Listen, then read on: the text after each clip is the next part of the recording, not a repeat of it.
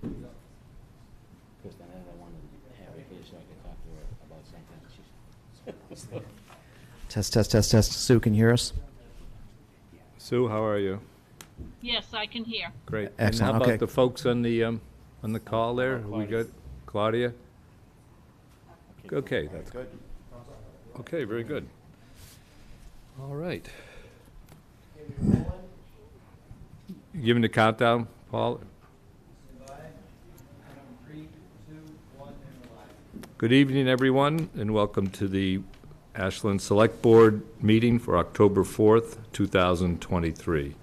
We'll start off the meeting with the Pledge of Allegiance, and for that, I think we have a volunteer here, so to do, and just stand up, Daniel, stand up and face the flag, and everyone stand up and just go ahead when you're ready.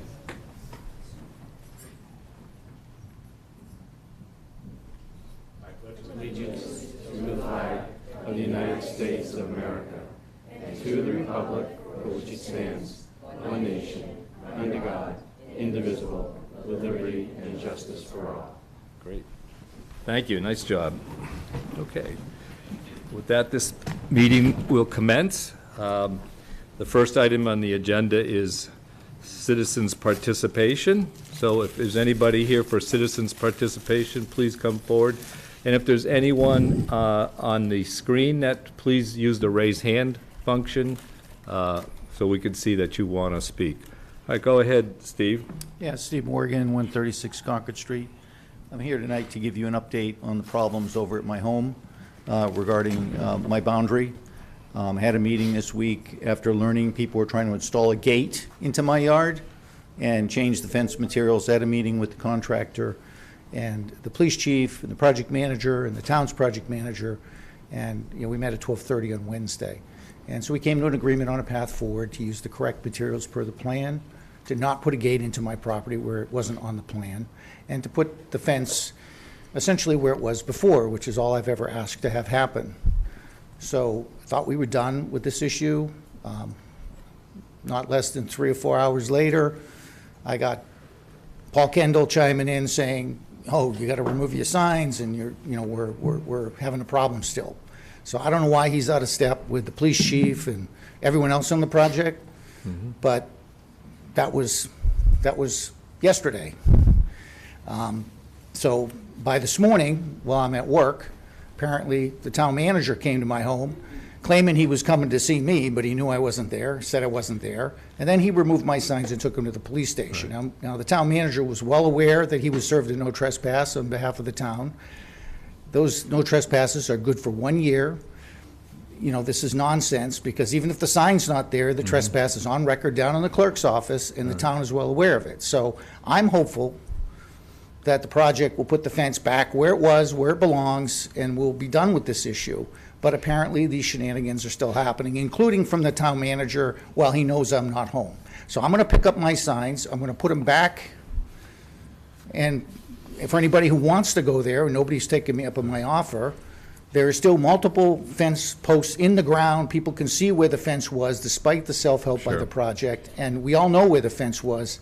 So I'm supportive of getting the sign put back. They've marked the line. I thought we were done with this, but yet Sure. we're still not done. All right, So Steve, that's so my concern. So I'm not familiar with all the details, but I think generally, my understanding is that there is, on the town's viewpoint, a different opinion of that. That's our legal, and discussing things with the town manager, he is, his plan is to discuss this with you and try to come to a resolution. So we're still there trying to resolve it. I'm not going to speak to the details of back and forth, but I think there's reasons for the town's position and action. So I would just urge all parties to try to resolve this amicably. I think that would be great. And Michael has repeated to me that he's agreeable to meet with you. I think he wanted to meet with you today. I'd take him in good faith for that. Maybe he should reach out. Maybe he should stop blocking email from me, which he's been doing for years. You can't have people trying to reach out to you when you can't communicate with them. Well, I think so. And they don't take the time to All call you. Yeah, on the I'm not phone. going to address Yeah. whether the town manager's doing that or not. Well, But he's not. I think, okay, but Yeah. I think it'd be good if you continue these discussions with town officials and resolve this, because I could tell you that we have our own legal I thought the facts on police our chief was a side, pretty so- good official, and when I talked to Sure. her today at noon, she was left off the email, even though she was the senior person at the meeting on behalf of the police force, and she was left off, and she said, I thought we agreed on this yesterday. And I said, well, apparently, everybody didn't Well, agree, it's- and she said, that's my understanding when we left the All right, meeting. so hopefully So we'll come that's to a what's happening. resolution and. Happy to talk to anybody who wants to talk to me. Great. As long as the fence goes back where it was, I think we're done. Okay. Which I think we agreed Yeah. to, but somehow we keep Yeah, I'm not going to torturing the comment on where situation. the fence should be or shouldn't be, but I'm happy to let's go talk mark it about the again with a sign. process. Okay. And it's 1 year. Signs are good, signs or no signs. It's in the clerk's office. It's good for 1 year. So thank Okay. you for your time. All right, thank you, Steve. Okay, anyone else for citizens' participation?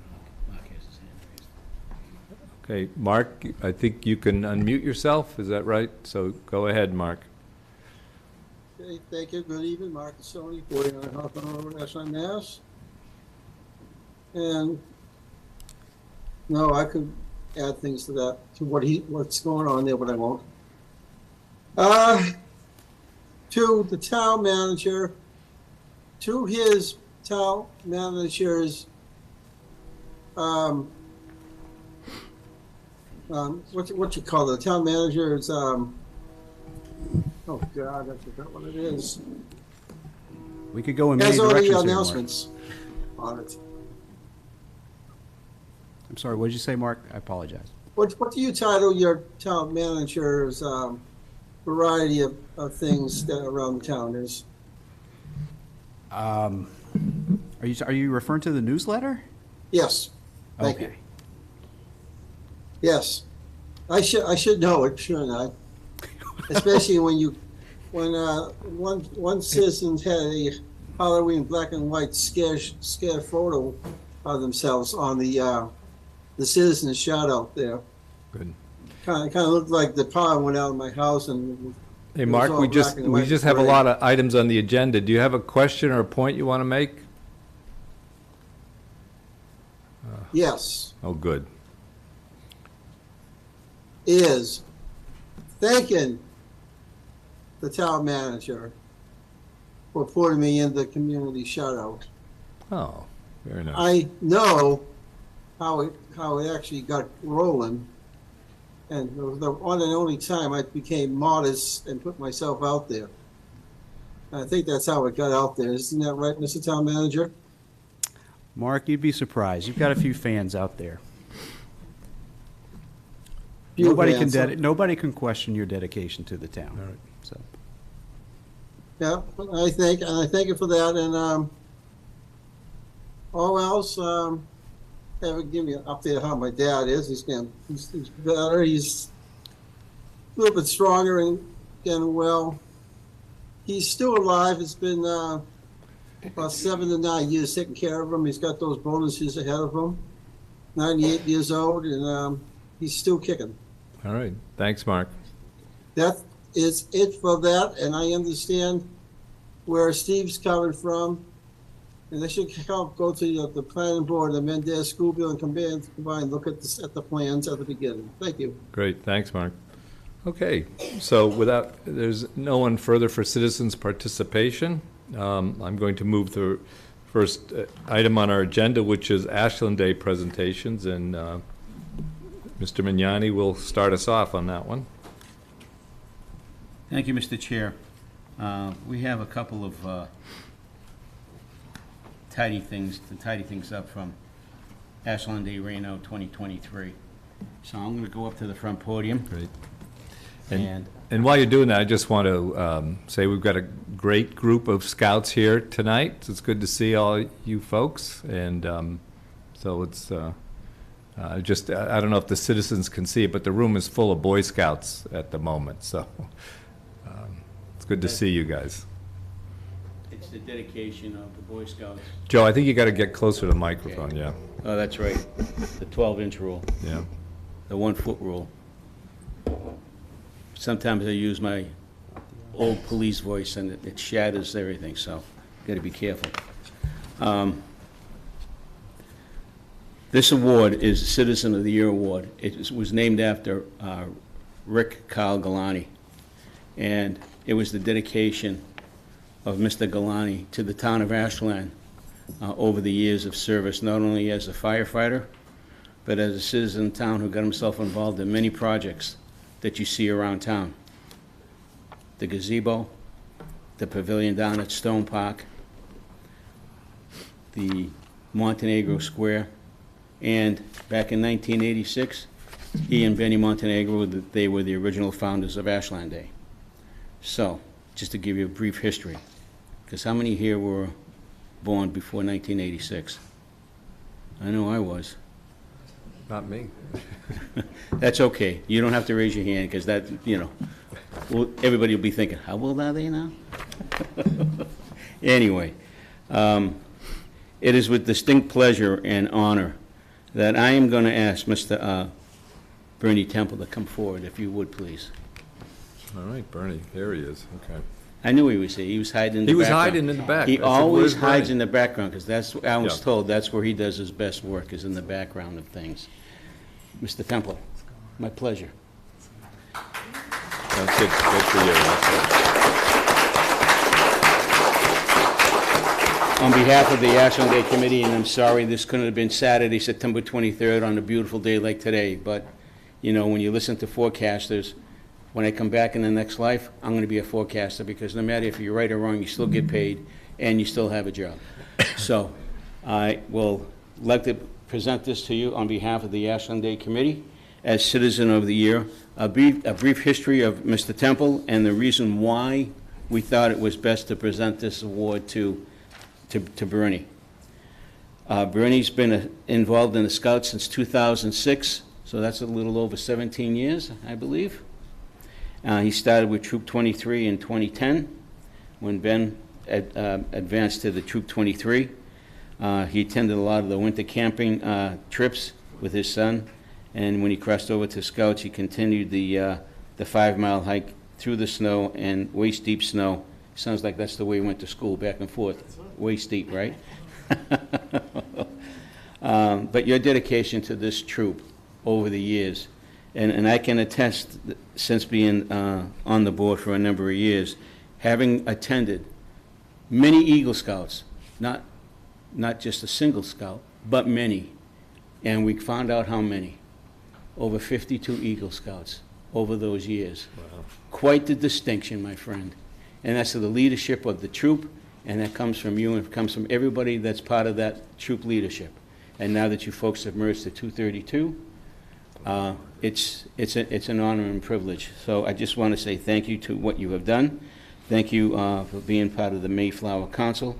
And I believe you're still part of the Eagle Scout projects that go on in town, and heavily involved with St. Cecilia's and other matters, the public schools. You've been married, Jacqueline. Your daughter is 27. She goes to UMass. Ben is 24, and he's in his third year as an assistant engineer. So, you know, these folks are not just, you know, they also have smarts too. They're good looking, they're smart, so they must follow their parents in many, many ways.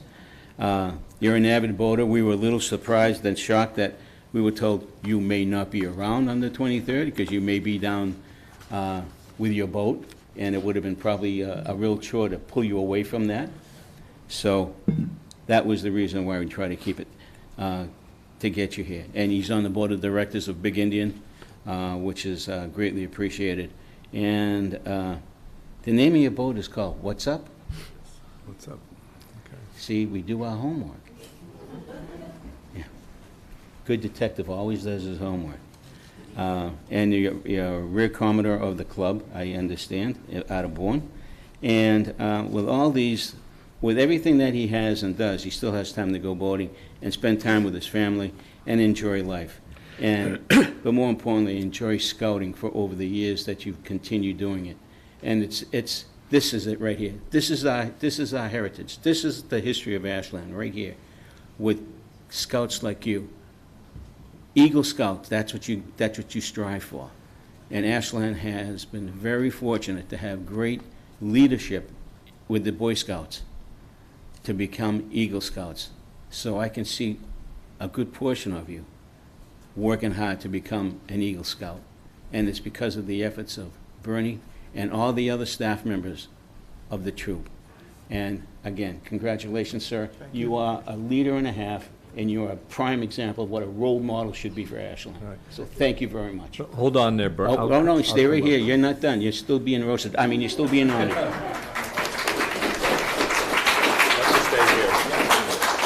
I just figured it's congratulations, Bernie. I think I'll just read the proclamation from the select board from this. Can everybody hear me all right? So I'm not going to repeat all the things that Joe said, but the shortened version is, whereas Bernard Bernie Temple has been chosen as the Ashland Citizen of the Year by the Ashland Day Committee for his volunteerism and the significant contribution he has made to scouting over the years, and he's got this list of accomplishments.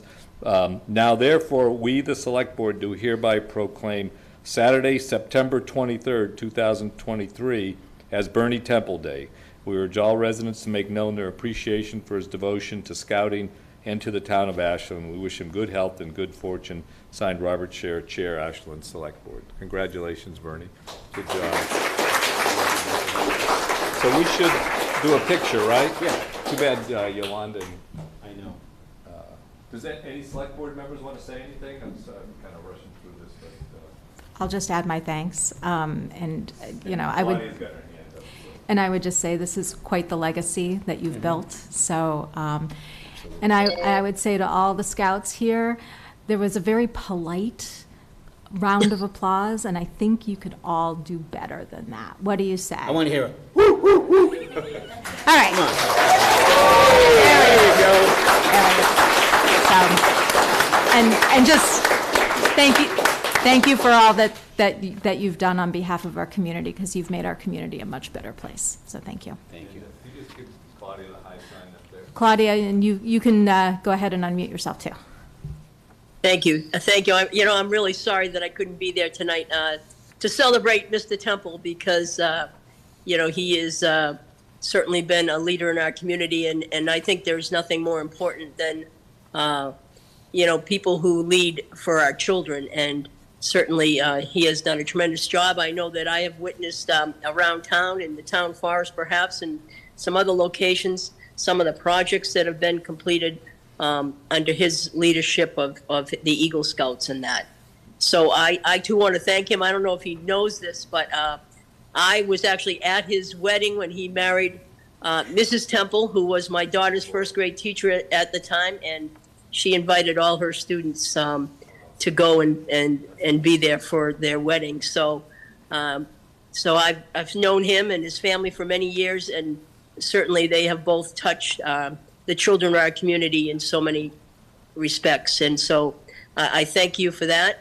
And I wish I could be there to see all the Boy Scouts. I bet I know a few of them. And very polite applause. I can tell you, guys, on air, it looks like you're just putting your hands together and there's no noise at all. So I'm glad that Ms. Kinsman had you cheer again. So thank you. It is special when people lead our children. Thank you. I have a picture of that too. We want to take a picture of you over here too. Yeah, why don't we come over? Let's have, yeah, Ma. Let's get Mrs. Temple. Yeah, anybody else who wants to? Oh, no, you come up here. Aren't you part of the family?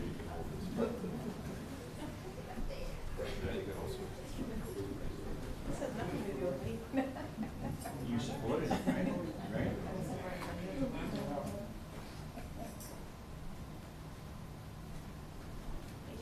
Thank you. That would be an interesting exercise. You guys want to come up for a picture? Okay. Bring up the scouts, you guys. You guys want to do a picture? All right, now, let's put it right out here on the floor. Here you go. Guys, look at me. All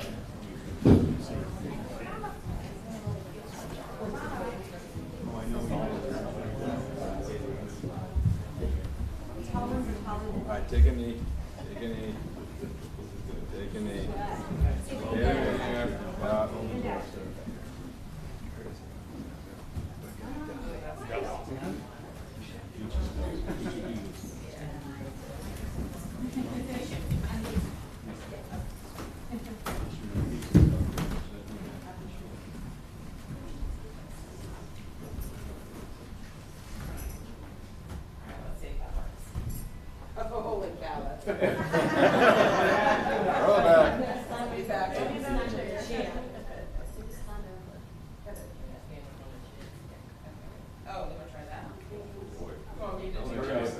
We don't want OSHA to come down here and get the workers' comp.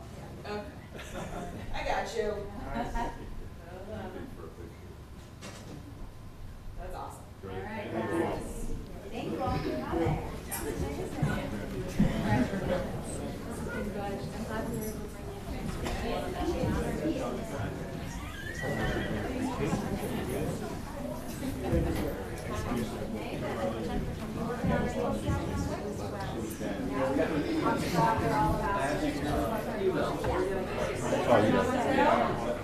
Yeah. All right. Daniel. I just know Meg. You're going to do the same. Do the same thing. Bernie, now they can finish with all that stuff. Hey guys, I like the marching, by the way, marching down Pleasant Street. It reminded me of boot camp. Do we got them all? We can leave two.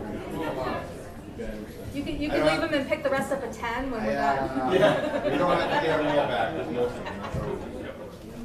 I was like, they're welcome to stay, and I don't think they probably I didn't get my homework done because I had to be here. That's a great excuse. Okay. All right, so you're going to go back. Yeah, I'm going to go back up front. Thank you, Mrs. Carmichael. Always a pleasure. Okay.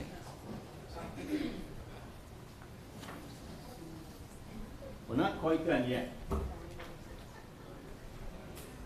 We still have other groups of recognition, and I apologize for maybe being a little over time, but I think these folks deserve the recognition over this past couple of years. In addition to the Citizen of the Year Award, the Ashland Day Committee also has an award that's usually on the field, and it's called the Grand Marshal, Field Marshal of the Year Award. And that goes to a group of individuals who, oh, that's not me. I hope it's not me. Anyway, I feel like dancing. It's, again, this is an award that goes to different committees throughout town who show a community spirit, a community need. And the Ashland Day Committee felt it was in the best interest of the town of Ashland to award AREA, which stands for Ashland Residents for Equality and Action. And Maggie, if you're here, would you please come up as the representative for AREA? Yeah, I'll bring everybody up if you like to. Come on up, everyone. And I know Alan's up on the screen up here. How are you? I'm well, thank you. Well, I'm sure it probably wasn't easy. It would have been a heck of a lot easier if we had it on the day, because you had a booth there, and I was just going to grab you all and bring you up to the gazebo. That was the intention, but it didn't happen. So the Field Grand Marshal, September 23rd, 2023, AREA, Ashland Residents for Equality and Action. We present this from the Ashland Day Committee, and we want to thank you for your efforts in keeping Ashland. I can do a quick history of it. I believe it was created back in December 2020. Does that sound right, Michael? June. Oh, June? Yeah. Okay. All right. And you have become an essential part of Ashland with all the programs that you have, with the initiatives that you provided for the folks in Ashland, with serious discussions on this topic, because it's something that needs to be heard and not just slid back in a closet. We need to open that up. And I think what the efforts that you all do is that, see, that's not me. Is it me? Oh, uh-oh. They probably want me to hurry up. And we as leaders of the community, they thought to establish this program, and you folks taken it by the horns, and you have taken it to levels that we never expected to happen. But you folks, with your commitment and dedication to this topic, and this serious topic, we greatly appreciate. So we wanted to at least honor and recognize all your efforts. And Alan, I know you're up there. congratulations. Alan's part of our Affordable Housing Trust, so I haven't seen him in a while, but we'll be seeing each other soon. And I just wanted to say thank you for all the work that you do to bring equity and equality to the town of Ashland in all your efforts and programs and the topics and discussions. So thank you. Thank you. Thank you Great so job. much. Thank you. I'm just going to read the proclamation before your speech, if that's okay. Yes, absolutely. Bernie didn't have a speech, but he should have. Okay. Whereas Ashland Residents for Equality in Action area has been chosen as the field grand marshal for Ashland Day 2023, the Ashland Day Committee selected area for a number of reasons, including their dedication and devotion to the well-being of the community. I won't go through every point in here. So Joe talked a lot about it. Whereas area works to ensure that people of color have a voice and are represented on local boards and committees, and area works with the school to ensure people of color are represented and have a voice. And whereas area promotes people of color to run businesses in Metro West and highlights these businesses as economic development agencies. And now, therefore, we, the Select Board, do hereby proclaim Sunday, September 24th, 2023 as Area Day. We urge all residents to make known their appreciation for the devotion to residents, businesses, and employees of the town of Ashland. We wish you all good health and good fortune. Signed, Robert Scher, Chair, Ashland Select Board. Wow. Congratulations to all of you. Wow. Very good. And here's this. And go ahead and go ahead if you wish to say something. Yes. Junior area members, could you please come up? Tessa. Area has been working with adults, and also we make sure that the next generation is also involved in this work. And area set out in June 2020 to start work around diversity, equity, and inclusion. And I would love to thank the town of Ashland, the community of Ashland, our town manager, all the boards, especially Select Board, for being a voice for us and calling us to the table.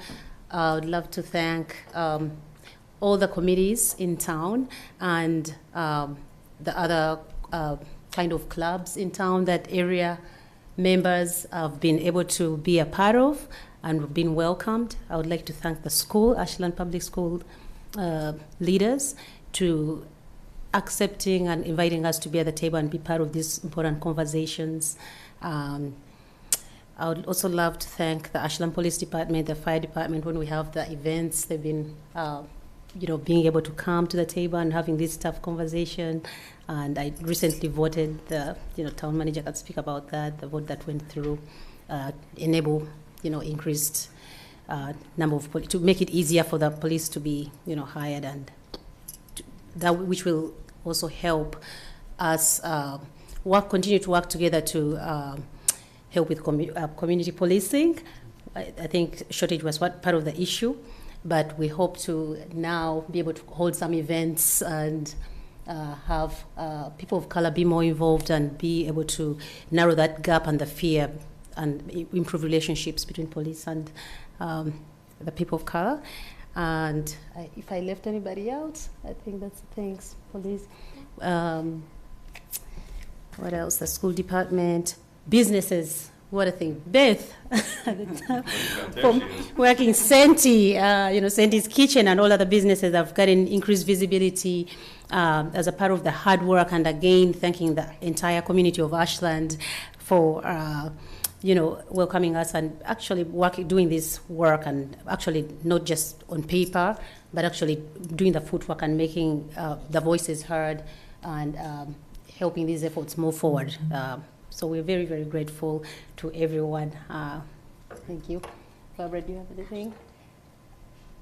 Yeah, Babs, civic committee, she wanted kind of say a few people that have been able to get on the different boards who are all nervous to start getting on, but yes.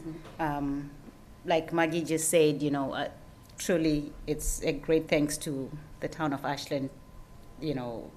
It's something that we started and everyone was open. Everyone we talked to was opening to hearing us, to hear what the plans are and help us how to to be successful in whatever plans we were planning on doing.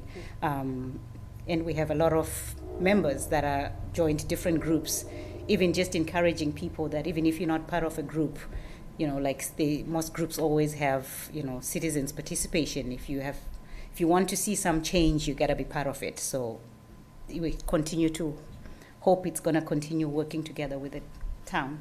Thank you, everyone. Thank you. Thank you so much. Do you have anything, last words to say? Yeah, well, thank you so much. We're very appreciative. Just right before we This take a picture. this was a great surprise, I have to say. These area board members are not the easiest in all good ways. My job was to surprise them. I tried and had a lot of questions, but so we're glad they're here and some of them on Zoom. So I just want to just really quick, because I've known Maggie through our work with Leadership Metro West, and I've gotten to know Area over the last couple years, and I just want to thank you for the work that you're doing, because you have made us more aware and better. Like, if it wasn't for Area, I don't know if we would have done a racial equity study a couple years ago. I don't know if that would have translated into the DE&I task force and the work that we're currently doing. And the partnership with Area is incredibly important to us, because the work is incredibly important to our community. We always say that we want to be an inclusive community, and any way that we can be better and do more, that is at least, you know, one of my priorities is always to do more. And I think the way that we do that is in partnership and by listening and trying to embrace change, which sometimes isn't easy, but I think is for the best for our community. So I just wanted to thank you for the heart and the soul that Area is. And you guys have a great group. I mean, it is such a great community of people that advocate and that turn things into action. So I just wanted to say that Maggie and Area have mobilized to help recently the families in Framingham, the migrant families, and have taken carloads of things over to help our neighbors in Framingham. And so it really is it's neighbors helping neighbors, and such a community spirit. And just thank you all for all the work that you do. Anyone else, other comments? I think Claudia's got her hand up. Claudia, you go. Yeah. I really want to second a little bit of what Brandy just said, and really thank you all for, you know, helping us to learn, explore, and really celebrate the richness of our community. Because I agree with Randy, if it wasn't for you folks, I'm not sure we would be as far as we've come today, and with the hope of going further in the future. So, you know, thank you for all of your efforts to help us, you know, like I said, learn, explore, and celebrate the richness of our community. Thank you. Yeah, I won't repeat what everybody else said, but I will say thanks. And the work that you're doing is hard work, and it doesn't go unnoticed, obviously. And you're well deserving of this recognition and much more. Thank you so much. Thank you so much, Claudia. Thank you so much. Yeah, thanks. So we'll have a picture. Thanks So for thank you. actually thank you. Yeah, thank you. We're very humble. Thank you. I'll make the time up on my more usual thing. There kiddos. The more the merrier. Yeah. Absolutely. You were taller than me, my friend. I'm gonna go. You can stand. Perfect. Okay, ready? 1, 2, 3. Wait. Okay, ready? Okay. You want to hold it up? Hold on. Okay. There we go. And we have a good picture. All right, everybody looking up at me. Thank you. Good. Thank you all. So laughing about this. Take one without one that's still really full. Yeah, I guess that's yeah. We're like squeezed in. Congratulations. Good to see you again. Yeah. That was a nice surprise. Very nice. Well, I'll be really shy in my.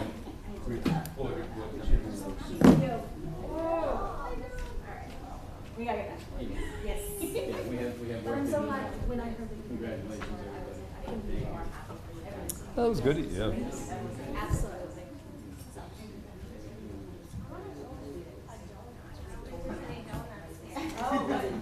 Absolutely. Yeah, I'll see you in 2024. All right, if I get people back to order. All right, let's get back to work, I'm boss.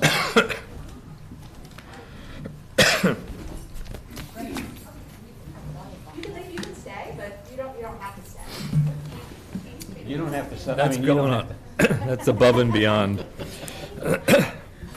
Great, thank you for coming in. So that was. Thank you very much, Mr. So Chair. thank you, Joe, and the Ashland Day Committee for bringing forth the Citizen of the Year and the Grand Marshal. Very nice.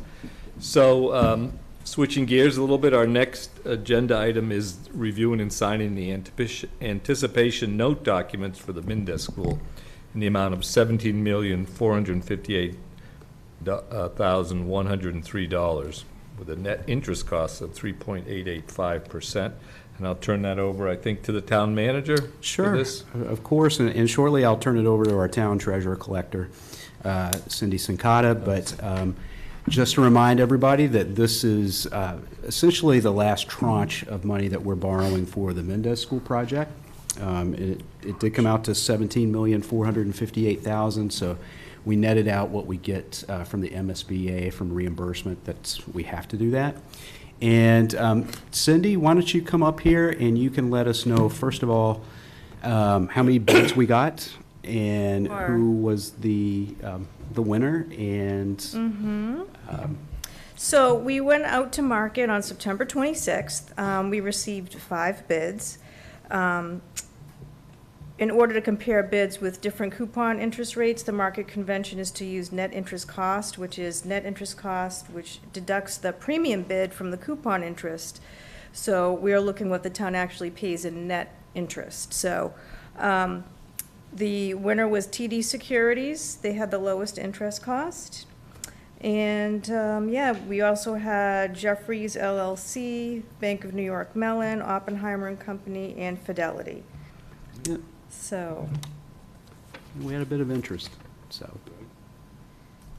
And so just to remind everybody, this is a ban, so we'll be borrowing. This is a 1-year ban, so we'll be borrowing for basically permanently. Probably next year. I don't know. We might do another ban. It depends. But the way we're going to structure this one is also as basically the payment's going to be structured like a bond. So there will be not only will there be an interest payment, there will be a principal payment as well. So, and Cindy, thank you, and thank our you. finance team. Thank you for all your hard work, Cynthia. Alrighty. So questions from the board, or? Sure, So I have a Citizen. question. So I know that you said that this like nets out the MSBA reimbursement, but I think if I remember correctly, there's still going to be like one final adjustment that's going to happen with the MSBA based on the additional funding that came through on the state level. So this does not include that, correct? This does not include. No. So whatever that anticipated amount is that why we're only doing 1 year? Because we know that it will, that amount will change? One of the reasons. Yeah, the other one is that the interest rate outlook actually looks like in a year, interest rates might be a little bit more favorable than they are right now. So that's another reason. Okay. Good point. That's a good reason. That would be great. And then can I just add to that? Sure. Go ahead, Claudia. Yeah, so in addition to that, we still have more, we still have additional funding coming from the state. But we're just about at the 95% reimbursement rate. And so they lock us down at that point until we're ready to close out, at which time the additional 5% of that they're offering us will be available at that time. But the reimbursement gets locked down when you hit the 95% of what you're eligible for. Thank you. Now, just procedurally, we have this vote of the select board to be certified by the clerk, who's Joe Mignani. Do we need to read it? Does someone need to read this vote? You do? I do. Okay, well, have at it then. I'm ready. It's good times. Okay. Talk amongst yourselves. It's a little long. I, the clerk of the Select Board of the Town of Ashland, Massachusetts, certify that at a meeting of the board held on October 4th, 2023, of which meeting all members of the board were duly notified and at which a quorum was present, the following votes were unanimously passed, all of which appear upon the official record of the board in my custody. Voted, we hereby determine, in accordance with General Law, Chapter 70B, that the cost of the David Mindess Elementary School construction project authorized by a vote of the town passed on January 23, 2021, Article 2, being financed with proceeds of a portion of the notes defined below, together with all other bonds and notes of the town previously issued to pay costs of this project, does not exceed the portion of the total cost of the project that is not being paid by the school facilities grant, and we hereby approve the issuance of notes, bonds, to finance this project under General Law, Chapter 70B. Further voted to approve the sale of a $17,588,103 at 5% general obligation bond anticipation notes. The notes of the town dated October 10th, 2023, and payable October 10th, 2024, to TD Securities, USA LLC, at par and accrued interest, and any plus premium of $196,107.35. Further noted that in connection with the marketing and sale of notes, the preparation and distribution of the notice of sale and preliminary official statements dated September 19th, 2023, and a final official statement dated September 26th, 2023, and each such form as may be approved by town treasurer, be and hereby ratified, confirmed, and approved and adopted. Further voted that at the town treasurer and that the select board be and hereby authorized to execute and deliver a significant events disclosure undertaking in compliance with SEC Rules 15C2-12 in such form as may be approved by bond counsel to the town of which undertaking shall be incorporated by reference in the notes for the benefit of the holders of the notes from time to time.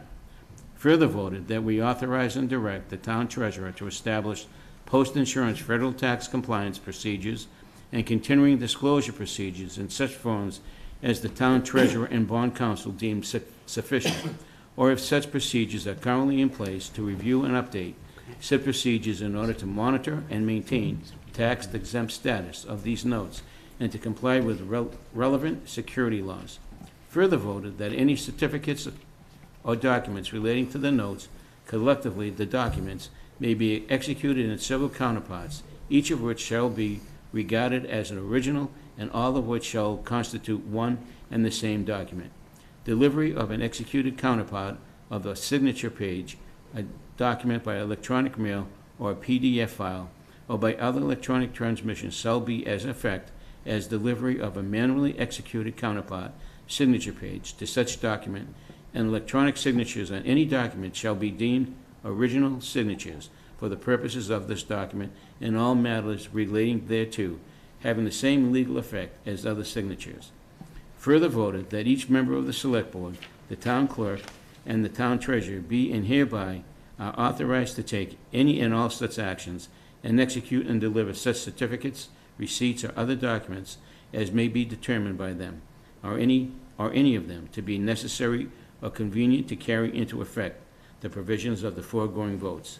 I further certify that the votes were taken at a meeting open to the public, that no vote was taken by secret ballot, and that notice stating the place, date, time, and agenda for this meeting, which agenda included the adoption of the above votes, was filed with the town clerk, and a copy therefore posted in a manner conspicuously visible to the public at all hours, in or in municipal buildings, and that the office of the town clerk is located, or, if applicable, in accordance with the alternative method and notice prescribed or approved by the Attorney General as set forth in 94 CMR 29.03, paragraph 2, section B, at least 48 hours and not including Saturdays, Sundays, or legal holidays, prior to the time of the meeting, and remain so posted at the time of this meeting.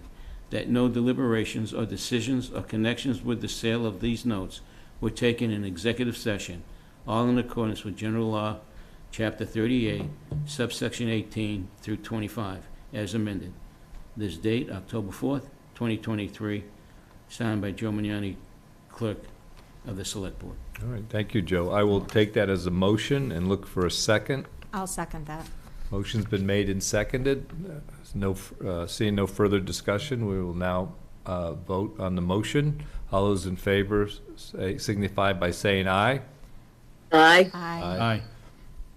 Great. Opposed? None opposed. Motion's unanimous. The bond issuance is approved. All right. Right. Thank you. Thank you, Cindy. Thank you for all the work. Thanks for coming up. Thanks, Cindy. Yeah, all right. Okay, so the next presentation is from our Assistant Town Planner, Alvaro Esparza, he has put together a presentation with some ideas about the Cadillac paint area and its restoration at 409 Eliot Street. Thank you, Alvaro. Go ahead when you're ready. Yes, thank you. I'm ready, but is this online?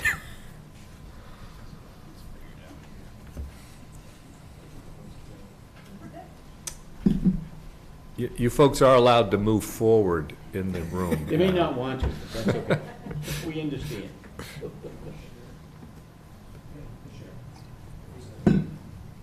Do I just share it from here? I bet Susan has to make them Oh, yeah. Who's the host? Susan. Could you please ask her to make us co-host here? So everybody, while we're doing that, this is Alvaro Esparza, who's been our assistant town planner for, I'm going to say 6 months, but it's been longer, right? Well, what a veteran, huh? Definitely a vet, but he's been a wonderful addition to the planning staff and has certainly become Peter's right hand. And Rob, like you had mentioned, Alvaro took an interest in the Cadillac paint property and had a couple of ideas, put those together. We've already talked about it with Ed earlier this week and just kind of gauge his interest and thoughts on it before presenting to you. And it looks like Alvaro is ready, so my time up here is up. Great. Thank you. Thank you, Michael.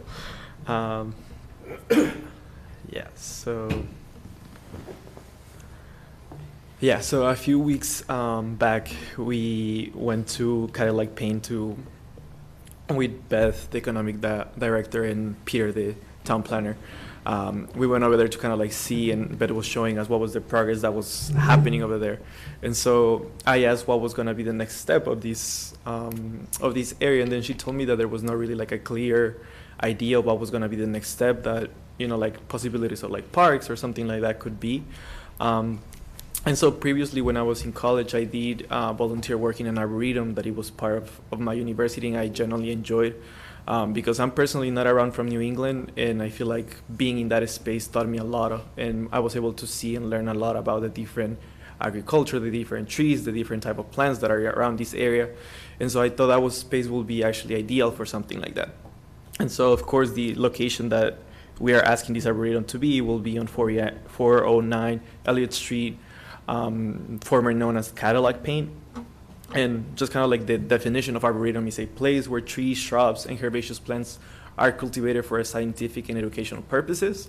And I think that's kind of like the main point that we are trying to create in this space. You know, I think that it would have been great if all the Boy Scouts would have stayed, because I felt like that would have been a perfect connection.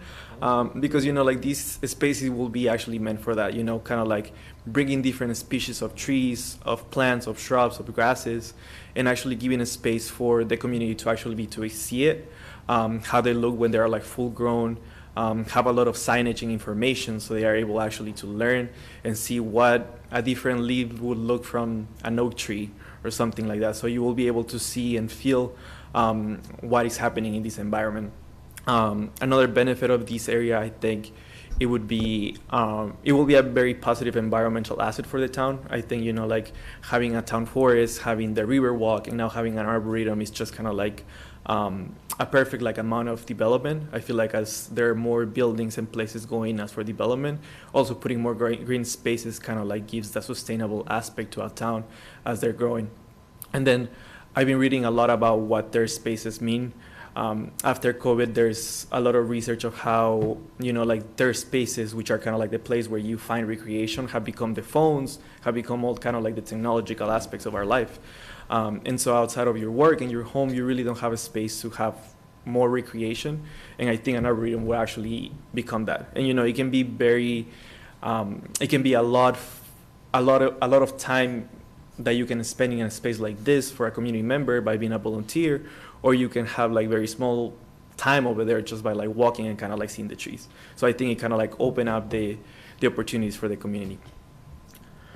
And so kind of like just coming back to the main idea, the proposed area, of course, the history of this area, but I also think that is another aspect to highlight. I think kind of like creating this place from going from a brownfield, or maybe having like a rundown building, then going into a brownfield and now becoming this like promising area that is very recreational for all the community. I think it will be a great story to be told and show, especially for like the younger generation, seeing kind of like what is the progress that spaces like these can have. And just kind of like close down that idea. Here is like some pictures of how the site has progressed through the years. So on 2017, when the old building or the former building was still existing there, to 2020 when all the remediation work was going there and the cleaning of the soil. And now when you walk into this space, you see something like this. And I think that, through this idea, there will be even more potential to kind of like make it even better and more recreational and enjoyable to the community members. So kind of just to like wrap up, the focus of this project is to like provide an educational space full of plants and trees for the community. When I went there also, I thought that maybe the size could be a limiting, but through doing some research, I found that in Linwood, New Jersey, you have an arboretum that is less of an acre, and in this space you will be having around 3.5 acres. So that gives plenty of space, to kind of like create this area. Working with the conservation agent, she put a list of all the native species that will be a possibility, which I'll be showing in a second. So there could be only native species that could be grown in there, and that will also minimize the process of caring of this area. And then for funding opportunities, we were thinking of working with CPC, looking for state grants, and also finding for donation opportunities. So, this could be a lower lift economically for the town as well, but it still could be a viable project. And so lastly, these are some of the species that the conservation agent put together so we could see what could be the things that could be growing over there. Yeah, that's it. Thank you. Thank you.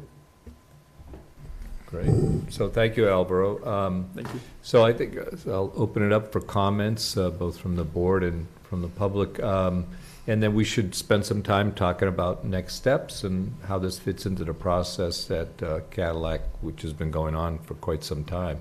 So just in terms of comments, Brandy? Sure. And Claudia, just raise your hand. Okay.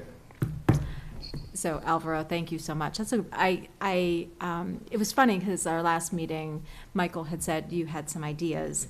And I was thinking, I wonder what, I was curious what it was going to be. And I really like where this is going. I think that is a really good way to encapsulate what we're trying to do there. So I really like the concept, and I think it could really work. I had a couple of questions, and then just sort of a separate comment as well. So as far as maintenance goes, because I think one of the things that we had initially talked about, it was going to be kind of a pollinator garden and a passive park, and there wasn't going to be a lot of maintenance. So is this something that, can we do an arboretum with some minimal effort on, I know it's probably going to take some effort to get everything planted and to get everything in place, but as far as an ongoing maintenance thing, I don't know, DPW is going to be kind of I'm just throwing that out there. Yeah, before I throw anything in there, Alvaro, do you want to just talk a little bit about what you found in your research? Yeah, so I think that the maintenance would be actually very minimal if we're strategic about the species that we're picking. Okay. You know, like we met with Ed and we kind of like talk about like what could be like some possible species that will be low maintenance, mainly grasses and trees. Of course, like the first stage of it could be a bigger lift, but I feel like working through the funds that we will be getting to plant the trees, that already will kind of like cover the first stage of maintenance. And then I think the next part will be kind of just maintain the trails. We could would be like mulch 2 times per year, and that could be done through work of volunteers. Okay. So I think overall the maintenance could be covered as long as there is a good strategic plan for it. Okay. Okay, sounds good. And then my other question is, just I know you were talking like CPC and other potential funding mechanisms. Do we have a ballpark of what it might take to get it started? Beyond what we've already put, you know, because I know that there's been funds that we've put aside for Cadillac paint, but and those will be expended after Okay. you know this phase is completed. We don't have any hard estimates yet, but one of the things that we were thinking of is the possibility of maybe a local nursery like Weston Nurseries or Quebecio's being willing to donate some of these, and in exchange for recognition as part of that. That reminds me, there was a presentation from a guy from Weston Nurseries about native plants at the Historical Society about 6 months ago. So he sounded like somebody to be interested in a project like this. So there's a great contact there. Yeah, because the idea is each of the plants, each of the species would have like a little educational. I'll use the term kiosk, but it'll be smaller. But then, anybody who donated or volunteers, you could also acknowledge them on that, same section as well. But we don't have a firm cost yet. No. Okay. All right. I really like the idea, and I think, like, in my mind, I start thinking about, okay, you're going to have little, plaques on the different species of things. But then we can also do like a larger kiosk and kind of pay tribute to what Cadillac paint was. And I love that we're not going to call it Cadillac paint anymore. Like that needs to change. But so I like the idea of having something that kind of talks about the history of it, like what it was, and then also, some sort of kiosk that pays that thanks the people, especially Ed, that have worked so hard to make this possible. Because I know we had talked about, at our last meeting, we kind of talked about the whole naming it Hart Park or something along those lines. And so, I think we can maybe, my personal feeling is maybe we can say thank you and pay tribute to the work that you guys have done in a way that kind of honors that at the park, at the site, because I think that that's really important. It's important to me to make sure that we honor it. In the whole history, yeah. So, anyway, Great. that's Joe? it for me. And then No, Claudia? Claudia had a hand up first. Okay, go ahead, Claudia. Ladies first, my generation. Thank you. No, I just wanted to say, first of all, when I was going through my packet and I got to this presentation, I was like, oh. So, I think sometimes that we forget how much joy even a picture of nature can bring us. And so I thank you it was a great presentation, and certainly, like I said, just to even see it in the pictures of what it could possibly be, made my heart happy. So thank you for that. And, I do think we have to be careful in terms of maintenance. We certainly don't want to make things something very complicated, but I've certainly seen, I think most recently over at the Cushing Park there, lots of grasses in particular, and they're very ornamental, and they don't seem to require much in the way of caretaking at all. And certainly, there are, I'm sure, many varieties of plants that would fall into the same category. I also like the idea of being able to ask people in the community that might like to donate either a sum of money or particular plants that might have special meaning to them. And, I suppose if we get into that, we'd probably want to limit it to certain plants for the very reason that we've been talking about in terms of maintenance. But I think that could help to offset, some of the costs. And along with partnering with perhaps Western Nurseries or Vecchio or perhaps others. But thank you. It was a great presentation, and it's exciting to think about those spaces in our community as we develop them. Thank you. Great. Joe, go ahead. Thank you, Mr. Chair. Alvaro, great presentation. When I first saw it in our packet, I said, "Wow, this is really nice." I love trees, and I was heartbroken when I saw Matt-Reese's tree get cut down. It was sad. Unfortunately, it was unhealthy, and it needed to come down, and it killed John more than anybody else, for sure. So, to see, planting more trees and maybe getting a similar tree, not that size, but for it to grow over maybe 250 years, which is what that tree was, I think, roughly age-wise, that would be nice. And it would be a nice legacy for the town, considering what that was and what some of the issues that it brought health-wise. So I think that that would be a nice, it would be a great touch. And Ed, I just wanted to thank you for all the work that you have done, and the sacrifice that your wife had to put up with, but not being around all the time. So I appreciate you both in getting this project up and off the ground, and maybe with the CPC monies that are available. And I know in the general fund we have some, the bucket's pretty deep in there. So hopefully we can get that money and put it to great use. So, but great presentation, and I'm looking forward to seeing the final product for sure. Yeah. Thank you. Thanks, and I'll just, my comments are brief. Yeah, it looked like, I like the emphasis on native plants and simplicity. And I think this is a good opportunity to, native pollinators and native plants, and putting that together. So that's great. And I just had, and I'm going to ask Ed to come up and comment as well, but I just had a question in terms of fundraising. Do we have any mechanism? Is it worth, and I'm asking this of Michael, is it worth forming a nonprofit for fundraising, or does the town have mechanisms by which we can collect funds and use them to offset our costs? We can take in donations and do that, yeah. So that might be a doable. Yeah. Oh, sure. So that may be a mechanism to talk about in the future in terms of I think you'd find a lot of support for something like this.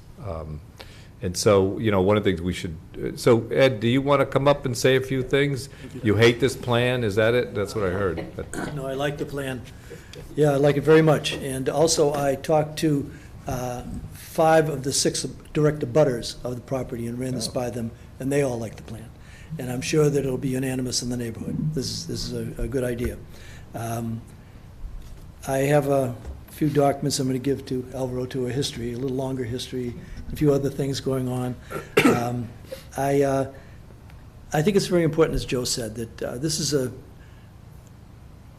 this was a place that Ashland dealt with since 1937.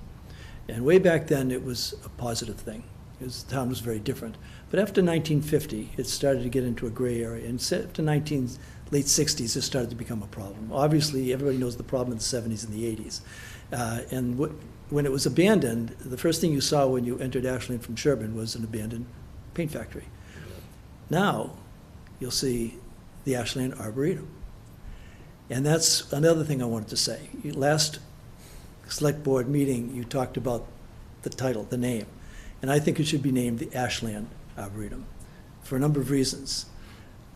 First, it's an Ashland asset. The entire town worked hard to get rid of this.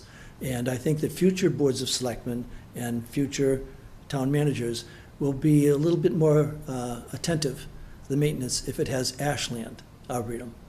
Rather than Joe Schmo's Arboretum or somebody else's Arboretum, okay? I mean, that's just it's strategic, think about it that way. And also that the CPC, as far as getting money, we're going to get it for the Ashland Arboretum.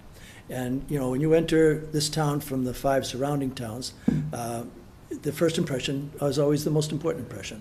And as Joe said, this is part of the legacy of the town. We took something negative and turned it into something positive. And then this latest idea, and I welcome Alvaro because of his youth and energy. We've been at this for a long time, and after a while you get kind of worn out, you feel a little stoned. So now we have it handed off to some young guy that with a lot of good ideas. And like I said, I think it's a great idea. Everybody I talk to think it's a good idea. I like the idea of native plants, pollinators, grasses, self-sustaining. This is something to be a real asset for the town. And I strongly urge you to consider naming it the Ashland Arboretum. So let's, did you want to say something, Michael? Go ahead. Well, you know, I will say, just the prospect of taking a brownfield site that has such a negative connotation as Cadillac paint, and then turning Stay around here. into an educational, Yeah. you know, natural educational place is really, really cool. But I think maybe in terms of next steps, I was just going to propose we can get some more information and some more details Sure. about, you know, maintenance and costs and things like that. And, you know, then bring it back and discuss it, and hopefully it'll all be good. Does that sound good? Yeah, I think it's a great idea. Alvaro, you had one slide that I really enjoyed, and it looked like it was dead center in the park itself. And it looked like an area where it had been bricked off and there was benches around it. It looked like a peace area. That's cool. Yeah. I'm trying to, yeah, it's right up there. That would be ideal. You know, as part of an arboretum, that would fit that flow. You know, flow in there. You know, so don't lose sight of that, because I think that's a great idea. You know, so. And I will say, just thanks to everybody that's worked on it. You know, Ed, Beth, I know Yolanda's spent some time on it. DPW, Alvaro. I know I'm going to forget somebody, but it already looks so much better than what it did. And, Great. So quick question, just from a logistics standpoint, because CPC funds, if we're going to ask for funding, would be town meeting. So it wouldn't be spring, right? It wouldn't. I was going to say it wouldn't be fall town meeting, so we would aim for spring. Yeah. Okay. That's a good kind of planning point, I think. Yeah. Yeah, we want to make sure CPC has adequate time to vet it. And, yeah.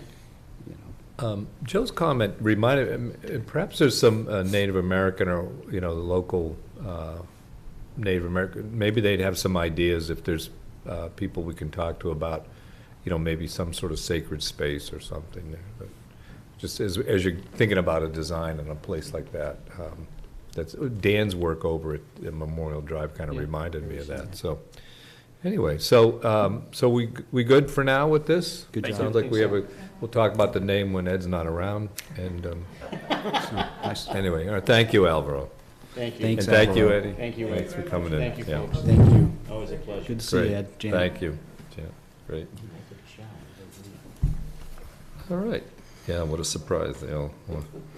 Okay, next item on the agenda is old new business. This was discuss providing feedback on changes to state programs and potentially draft a letter communicating our needs. So this was something I had requested to be put on, and if you'll recall, we'd all received an email from the Mass Selectmen's Association, and the MMA has an opportunity the UMass Collins Center is putting together comments to make to the Healy administration from municipal viewpoints on changes to state programs and regulations.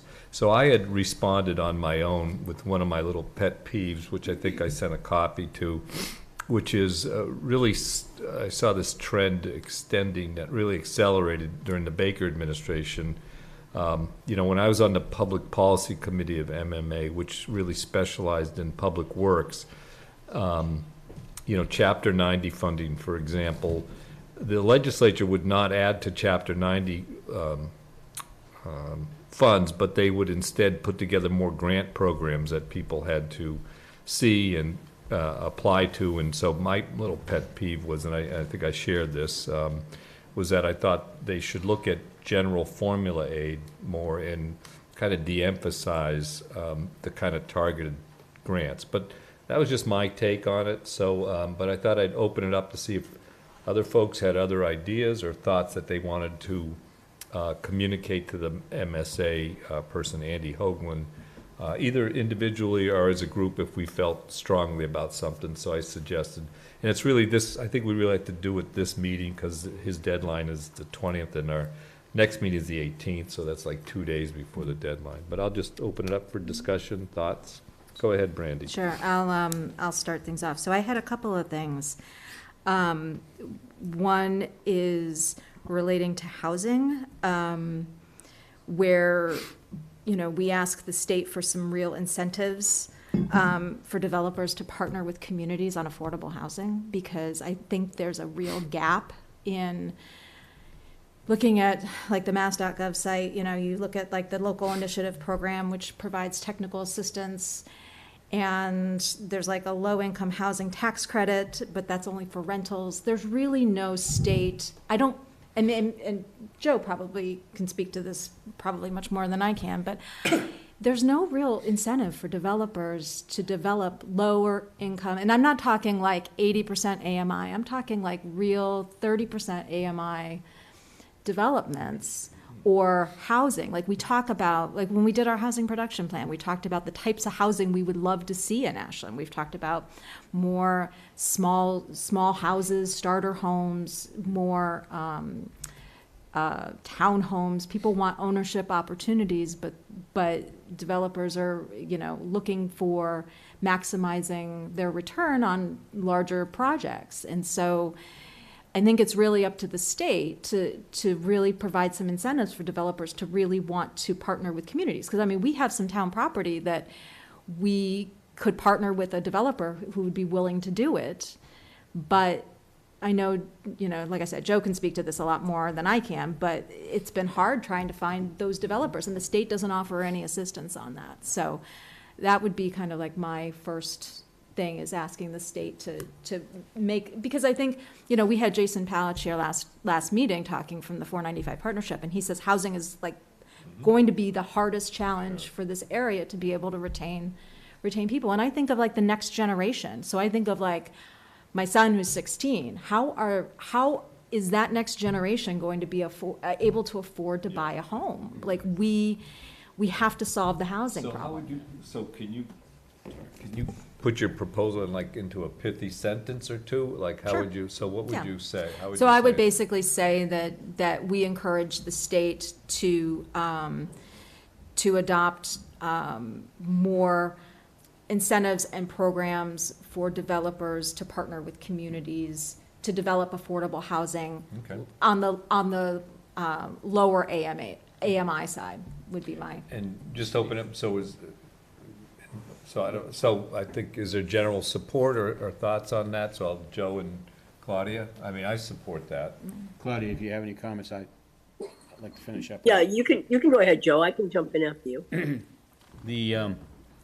I agree wholeheartedly with what Brandy just said. One of the issues is that, the AMI, 30 to 60, the base is 80 right now. Well, that's workforce housing more than anything else. Mm-hmm. If you want to go lower than that, because folks that are on fixed incomes are the ones that we're aiming for. So if they want to, if the state is willing to, instead of asking, for matching grants, they should come up with an incentive to help builders, like the Affordable Housing Trust did, and provide, monies to help offset their loss to do that. So if they're willing to build, affordable units, and I mean real affordable units, then instead of changing zoning laws, which is what we are currently doing right now and working on, let's put something that really takes a bite out of it and make it a financial issue and provide financial conditions to the developer that's going to come into town and say, well, if the state provides us this, we can build, affordable units at 60 or 30% AMI instead of the 80. So it all comes down to, the monies, and the monies are available. The federal government has monies to do that, and I know Fish was one of the issues that when we were building the Robert Hill Way project up there, and we still have land up there that may be available to build an additional building up there, if I remember correctly, because they only built one, and I thought they had been permitted to build two. Do you, excuse me for interrupting, do you support Brandy's absolutely. wording? I think you like the way she said it? Yeah, I would be a little bit more dramatic on it, but yeah, you have a little bit more couth than I do. I just tell it like it is. But yeah, absolutely. I don't have a problem with that. All right, great. Claudia? Yeah, I think that's a tremendous idea, Brandy. I think that not only just as starter homes, but also for kind of wrap-up homes or however you want to call it. But, I think that would be just huge. I would love to see us, even if this isn't the avenue to get that done, I would love to work on that in some way, shape, or form, because I think it's so critically needed and such a constructive solution to the problem. Great. So I would agree 100%. Rob, in terms of the comments that you had made, in terms of I appreciated the fact that if money is only available through grants, it does kind of complicate things for maybe sometimes finding those opportunities. But I don't really know that, I have enough of a sense of which one would be better for us funding wise. No, we could do either. Yeah, that's fine. Any other thoughts or other, I think we're going to support Brandy's, and you should think about the wording, but other thoughts or other proposals? So I had one other thing. Wait a minute. I spent a little bit too much time on the mass.gov website, just looking things up. Because, this is it goes back to part of our conversation last meeting when we were talking about sidewalks and infrastructure and how, first of all, how costly all the infrastructure, maintenance and putting in sidewalks and maintaining our roads, and the Chapter 90 money is just it doesn't cover it. And, we talk about, we talked a while back about there's a bridge that we're going to need to make sure it gets fixed in town, and that's at some point in the future, and we haven't talked about that in a while, and I assume that'll probably come back up at some point. But I was looking at MassDOT's Highway Division section of their website, and they talk about their mission is to assist cities and towns with roads and bridges, and to help fund resources to do it. But I was looking at what those resources are, and they help with like a cost of design for like $100,000 grant, or a cost of doing construction for a $500,000 grant, and you can apply once a year for one of those two grants. And it's just, I don't feel like I'm sure there's a lot of towns that are dealing with this that do not have the staff to be able to work these projects, have crumbling infrastructure and things that need help, like sidewalks and bridges. And the funding mechanism of $500,000 for construction isn't going to nearly cover the cost of funding a bridge fix in our town. So that burden goes back onto the towns to shoulder that. So, I would say that I would ask the state to put resources towards to help complete some of these infrastructure projects, just like MassDOT does with like our 126 project, and we don't have to go through a TIP process, and there's like an actual MassDOT resources for us to be able to utilize. I don't know how, that's kind of less. Yeah, I'm trying to understand. So the difference, so you're talking about specific infrastructure. What's the difference with that and 126? Well, 126 is done through what's known as the TIP process. So because it's a highway, or yeah, well, it's a state highway, so it doesn't have to be a state highway to be on the TIP process. But the TIP process basically takes federal money that flows down to the state and allocates it. It mixes it in with a couple of other funding sources as well. But Brandy, I think you're talking about either like increasing Chapter 90 or having some standalone. Yeah, so really having the state, not only just the funding mechanism, but like the resources behind it. So MassDOT or the state, however you want to frame it, really helps actually pay for these projects, and also helps manage the process too, because that's part of it. Is like, we don't have the staff to manage a major bridge project right now. I wouldn't think. Maybe that is MassDOT. Maybe I'm wrong. I think it is MassDOT. Well, it depends on the bridge. So if you look at something like the Corderville Road Bridge, The state has agreed to take that on. Okay. But if you look at like the bridge that goes Fenwell? down that one. Yeah. The one that goes over Cold Spring Brook. Yeah. I mean, that's on us. We might get some technical assistance Street one? grants. Yeah. Yeah. So, you'd be surprised at how many bridges we have. Yeah. I don't have the number right in front of me, but it's significant. What Brandy suggests, is it as simple as saying, there should be more Chapter 90 funding, or is it a different kind of mechanism? I'm trying to get a handle on what. Yeah, I mean, I'm struggling with how to frame the ask. Yeah. But I'm trying to, do you understand kind of where I'm going with it? Like, I just feel like that there's so much infrastructure that needs to be fixed in the state, and the state isn't stepping up to do it and giving the towns the resources to do it. And they should, because MassDOT says that they do.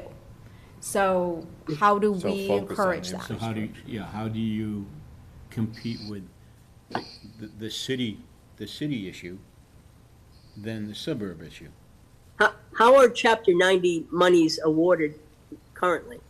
There's a general formula, right? There's a formula, Claudia, and it's based on population and also the amount of miles that you maintain, or town maintains. And so what happened, this goes back to kind of what I was saying, so what happens is typically, like, we always ask, increase it by X amount, and it usually gets increased by like half that, or, It never it hasn't been increased since I've been that's here. a good point. So, but what is happening is that it gets diverted, that potential funding, because the legislature, and I think the governor, they love this idea of grants, so they split things up into these little grants, and that people, as Brandy pointed out, have to apply for. And some of these small cities and towns have less capacity. And even larger ones like us, we're using our capacity to apply for grants instead of just getting funds that we then decide how to use, So that goes back to my kind of pet peeve. Is there any way we could circumvent that specific process and go directly to the federal government and ask for, and I know that's going to spite our nose, because of our face, but is that something that we could do? Potentially, but the thing is, and this kind of goes to Brandy's point too, is that you have to have the staff resources to apply for grants, to navigate some of the federal bureaucracy, which is entirely more regulated than the state. I mean, bureaucrats galore. Well, is it simple as, like Brandy's, is it maybe simple as saying, look, the state should pay more attention to infrastructure spending, including staffing resources for cities and towns? Is that? Well, I think, first of all, focus on infrastructure as opposed to things in general. I think we need to be honest with ourselves in terms of how effective this is actually going to be. Right. How effective what would be? Well, I mean, I get, I think it's very nice that they're asking for this feedback. process, a listening tour. Yeah, and, Or is it a lesson in futility? it's very quaint. It's very quaint. But, I'm sorry, I'm pretty direct. I just think we have to be honest with ourselves about that. Oh, sure, but we're going to say, I think it's worth saying something, right? I mean, Sure, maybe we focus on things that are straightforward and, Should this be a collaborative effort with like the Metro West group, the Metro West Collaborative Group, and all the towns that are involved in? Well, this is one simple and do it like a class proposal. action. Yeah. Well, I would suggest, when the different cities and towns within the region, like when they put their list together, that, Yolanda, who's our Metro West Regional Collaborative rep, she take ours to a meeting and everybody else can, and they can, maybe consolidate and ask MAPC to put something together. I think you'd have more of more weight. The saying is strength in numbers. Yeah. Type of deal. So I just wanted a process by which we would respond to Andy Hoagland, and just say, what did we want? So isn't to say that this is not a great idea to move forward, but I also just wanted to get something direct to him that we, if we thought there was something important. So where are we with this? So I think we're supporting, we think it's worth Brandy's first proposal. And what about the second one? We also think that that's maybe I would suggest it just be focused like pay more attention to infrastructure, including the resources, unless we don't want to, you know, I don't know. Are there other ideas or thoughts, Claudia, or? I kind of had the same reaction as Mike when I read this and thought, oh yeah, you know, in terms of how much they would really, this would matter, but I mean, I don't. Well, nonetheless, I think it's simple enough to send Andy an email, so we should probably. Yeah, no, I agree. But Brandy's pretty I much would like done to with see her us, thing, so. I think maybe focusing on the housing is something I think that is important above and beyond this. It kind of has its own, stand by itself, and that focusing on that might be just giving it another place to be heard. Focusing on what? I'm sorry, I missed it. The housing issue, housing, and some kind of, whether it be, you know, some kind of encouragement to give to developers in terms of building, you know, smaller homes, really, that as another option. So I mean, I think that is something that we could work on, and maybe in a few different avenues, but certainly maybe this would certainly be one of them, and again, bring some shed every time you shed light on this, you know, it's going to gain a little bit of ground. So okay, so all right, so how are we feeling about it? We'll forget about mine. I just made that comment to Andy on my own. But so the two things that Brandy's, I just want to move forward if we're going to. So Brandy's proposed two things. Do you is there support for both of her responses? By the I would say in terms of the infrastructure one, that maybe if we could kind of narrow it down to what do we really want, you know, we don't necessarily want them just to put more money in the pot, because if then we still get a percentage based on the formula, or how do you know, we want. I think Brandy's talking about in a focus on this kind of crumbling infrastructure as opposed to general Chapter 90. Right. Yeah. Right. I can work on like a sentence or two and put something together. I think, and I'm just thinking in terms of process, what's the best way to kind of finish this and make that response? Do you think you could just send it to you? Do you want me to send it to you and you respond back to? Yeah, I guess, okay. The MSA? Yeah, either that, yeah, that'd be fine, I think. So if you send me those two things, and I think we're kind of reached consensus, that's worth communicating. Oh, I got a couple ideas the board might want to consider. I'm sorry, yeah, go ahead. Yeah, no, just one, I think, you know, we talk a lot about, you know, increased housing. What I think would also be great is to see a goal focused on expanding open space in the state. So, how would that, you know, I could come up with something, maybe for every 10 units built, of housing, new units built, there's a corresponding goal to save 1 acre of additional open space. And how would that, like, state funding for that, based on that? Well, they would need to figure that out, just like we need to figure out. Yeah, incentives. Think about incentives. Well, put something together, yeah. If we could, and I think, is that supported by the members? What do you think? Yeah. I mean, I think it's always good to have the state look at open space, because that's the other side of all this housing. Exactly.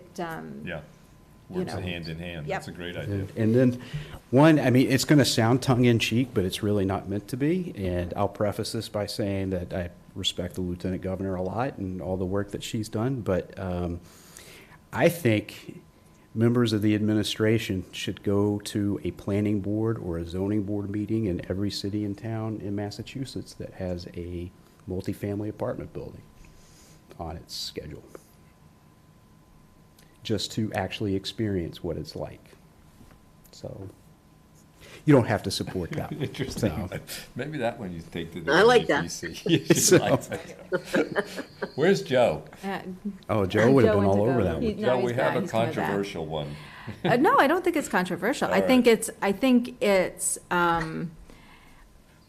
there are very few people in state administration that knows what it's like to sit in all of our chairs. So I think, you know, grappling with all the issues that we do. So what would it be saying? Something like you should go to a planning or a planning board meeting when it's discussing multifamily housing? Is that what you? How about I put something together a little bit more couth? Yeah, there you go. As was. All right. All right, so we've got, it sounds like we've got 1, 2, 3, 4. There was one other we discussed, Joe, when you were gone. It was Mike's idea about open, for every X units of housing, we get either, the aim would be get an acre of open space would be preserved. And somehow some kind of program that would do something like that. Yeah. So. How would you eliminate this MBTA zoning fiasco that's. Well, that kind of we went to my haven't talked second about one. that one. I know we haven't yet. That's a different avenue. So it sounds like we have 4 kinds of proposals and the people and their support. So if you, I guess, send them to me, I'll say the board supports these and send them, and I'll forward them with our kind of approval, or so maybe that'll get carry a little more weight than individual responses. Okay. So thank you all for thinking about that and moving forward on this. So that's great.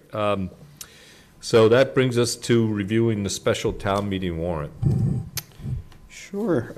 Actually, while I type this stuff up, I'll turn it over to Jen, who's always surprised when I turn it over to her. So I think in your packet, and maybe a little late, you received the sort of beginning index list of the warrant. We don't have too many sort of heavier topic. We don't typically for a special town meeting. So we always do a free cash appropriation, which is, will be on the warrant. We always do the senior property tax exemption in the fall. This year, we will also have an acceptance of land on 0 Fountain Street. Michael, do you want to sort of elaborate on that one? Yeah, a little bit. So I believe That's Fountain, right? Fountain Street, yeah. Yeah, everybody knows Bill and Carolyn Bell. And they are actually interested in donating a small piece of property to the town. So looked at it. Becca recommended that we move forward with it. I can provide you with her little memo that she put together. Oh, yeah, that'd be good. More for ecological habitat than anything. Where is it, 0 Fountain Street? It's closer to, I'm trying to think of the little subdivision. Let me get back to you on that. I want to give you an exact spot. But they're not, is it adjacent to where they're living, or is it just a piece of land by No, it's itself? a piece of land. Apparently, Mr. Bell's father was a developer in town a long time ago and had accumulated different pieces of property, and there's still a couple outstanding. Is it close to the Framingham side? I believe it's closer to Framingham. Okay. Yeah. Oh, okay. It's probably by the corner. Well, thanks to the Bells for thinking of us.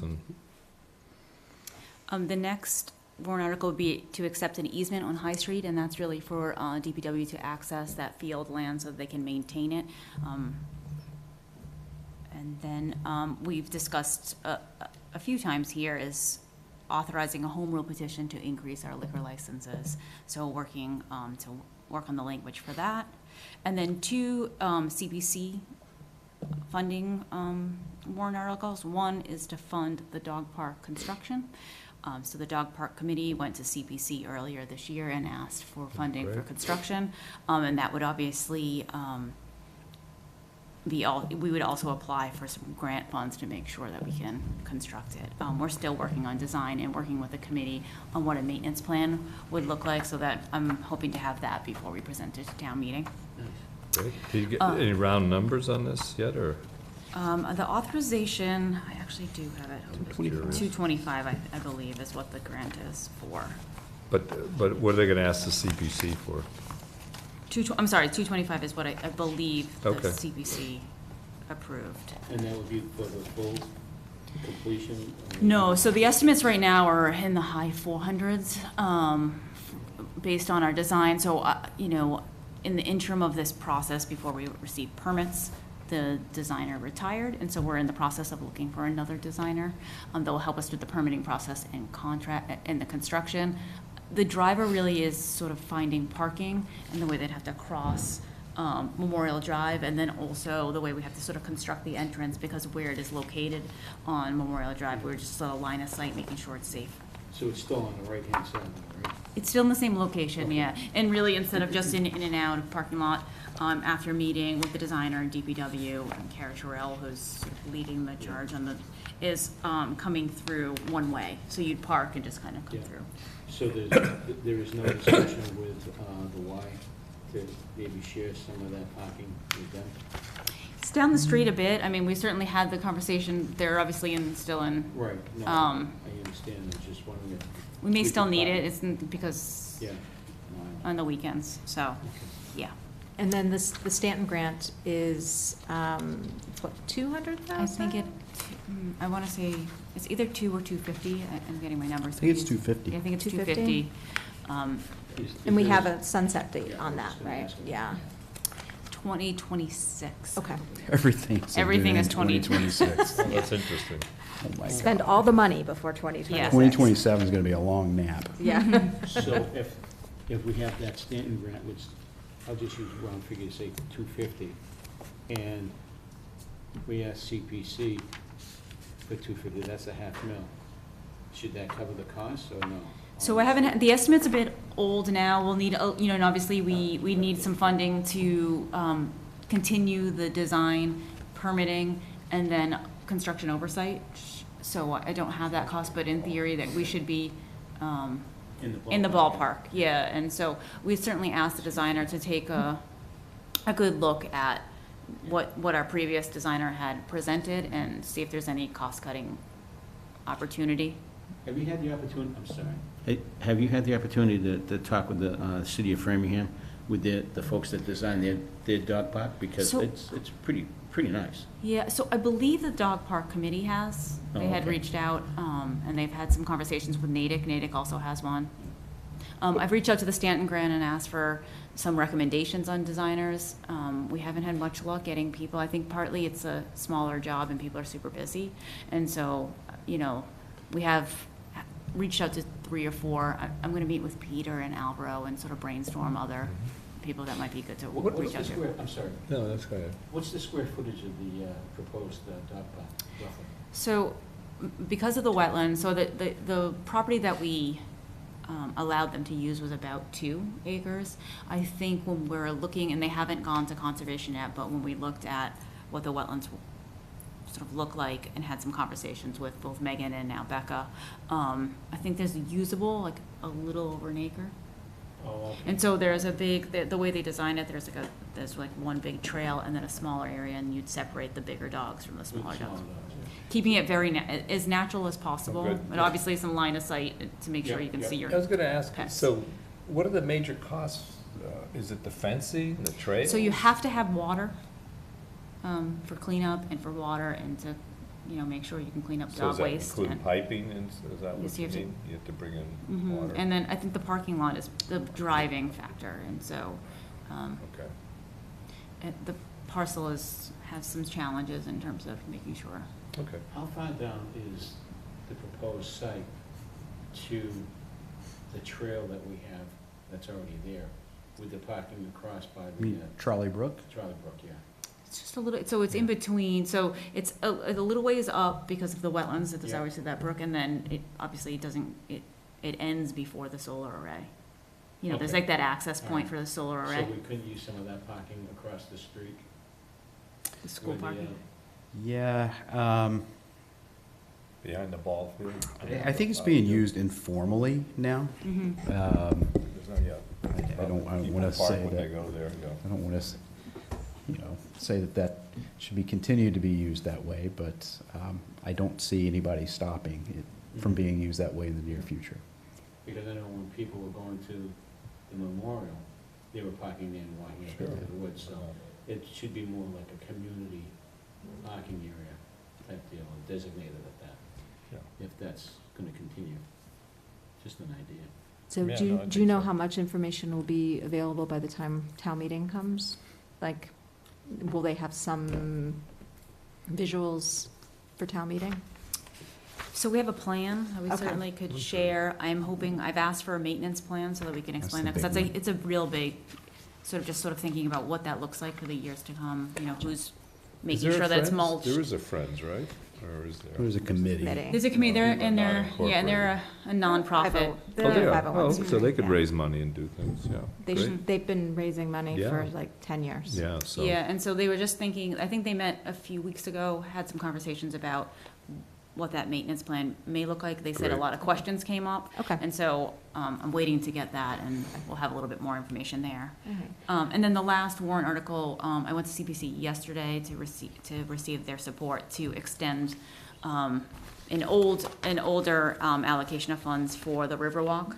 So that was a 2018 allocation, and so it's coming up on its sunset date. And I think that was one of the projects that we sort of talked about at the retreat that, hopefully we can do, not this year, but maybe next year. So just really needing to spend some time to design the floodplain change, so the initial design doesn't quite work anymore, so we need to sort of rework that. Okay. And we're expecting at least one article from sustainability? That's a Maybe? good question. So, yeah, that is a little bit up in the air, and I need to reach out to the chair, so. They were focused on the tree. So the tree is definitely not gonna be ready No. for Okay. November. I know they met with the planning board, I believe last week, and they have some work to do, and so I think they're still shooting for perhaps May. The enhanced stretch code, I think there's some conversations internally about whether That's they the wanna thing. bring that Okay. to town meeting, and so. Have they done some outreach? Because I know that they said they were going to do outreach for that stretch code, and I haven't seen, have they been in front of the planning board, or have they been in front of anyone? Well, while they did have that meeting that I thought was very useful with the local kind of expert developer that you knew, what's his name?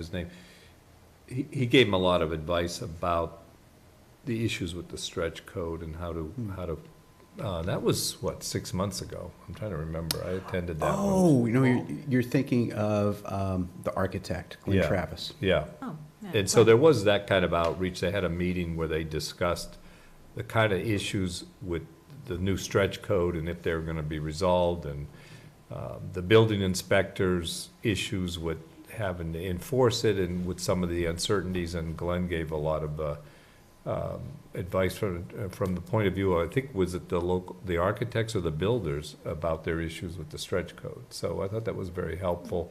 And they came away from that meeting with some direction. So I'd be interested to hear from Ash where they are with that. But they seem to have, at that point, some idea where to go. But it's been a while now, so. But as of now, we haven't received Yeah. anything. So. All right. I would say, given what happened at town meeting and just sort of, I think it's in their best interest, if they are going to move forward with an article for fall town meeting, that they start doing some outreach, because if they don't, it's not going to, it'll end the exact same way that it. Right. That it And ended I in do, May. so this meeting was part of that outreach. So they've at least started the process. I'd be interested to hear what's happened since then. So, yeah. But, okay, so do we have to take any action tonight? And this is an It's just an advisory. update. Right, okay. Anything further on this from anybody? Okay, we'll move on. So this is the exciting, the OPEB valuation report. So, Oh, yeah. Anyway, we saved the best for towards the end. Well, we should be able to move through this pretty quickly. Just so for a reminder for everybody here, everybody watching, OPEB. And this is Claudia's first OPEB report. Oh, so- Claudia, it is. But you've heard it so much at town meeting.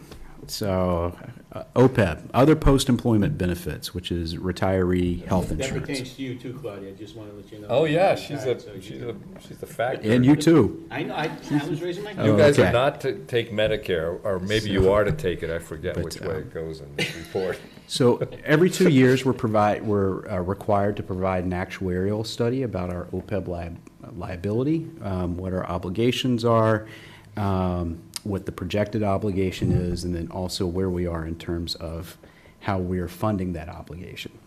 And, just so you know, like 10 years ago, we didn't have, I don't think, anything towards OPEB. The interim town manager at the time, Jim Purcell, actually put $400,000 into just like a stabilization fund. And later, we created a trust and the funding mechanisms that we put together. So it's actually a very good report. I'll turn it over to Brittany Iacopone, who's our finance director, who could share with you some of the details. Brittany's been waiting patiently all this time. Go ahead, Brittany. I almost missed it, but I heard OPEB and I came back. So. Yeah.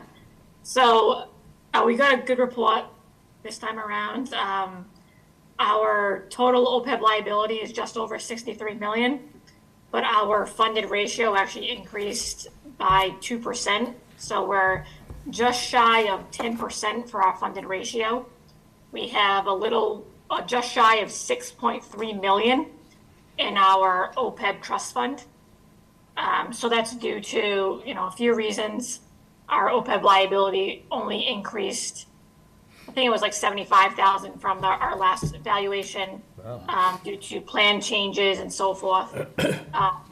We had a slightly higher discount rate, but it's still very low compared to what other towns are using. We went from 4.79% to 4.82%, which is still being very conservative. So also for OPEB, we're still continuing to fund it through the general fund health insurance budget. We do a pay-as-you-go for each new employee. So I want to say for FY24, we have 300,000 factored in for an appropriation to the trust fund. And then through our free cash policy, we'll be appropriating at least a couple $100,000 there as well. So each year we're putting into the trust fund at least $500,000. And then that doesn't even include, interest earned on the fund as well. So obviously S&P, the Standard & Poor's, our rating agency, looks very favorably at that. So overall, we're doing well. We got a great report. Right. Yeah, we now have almost $7 million. So we went from 0 to $7 million in 10 years. Wow. So that's just through, crafting good policies and the discipline adhering to it. So doesn't that help with the S&P report? I would think it does, and as Brittany mentioned, like on our recent report, they're starting to take a look at this more and more seriously, especially as a percentage of your payroll, and so they have expressed really good reactions on our plan, like our dual action plan. So yeah, it's.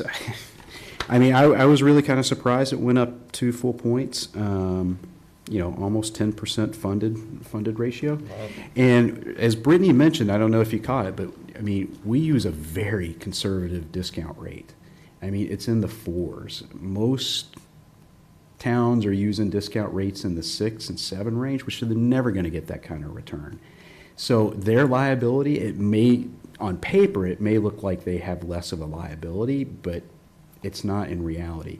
We could probably cut our liability in half, right, Brittany? If we probably, yeah. If we went to a 7% range, but it's all paper. Yeah.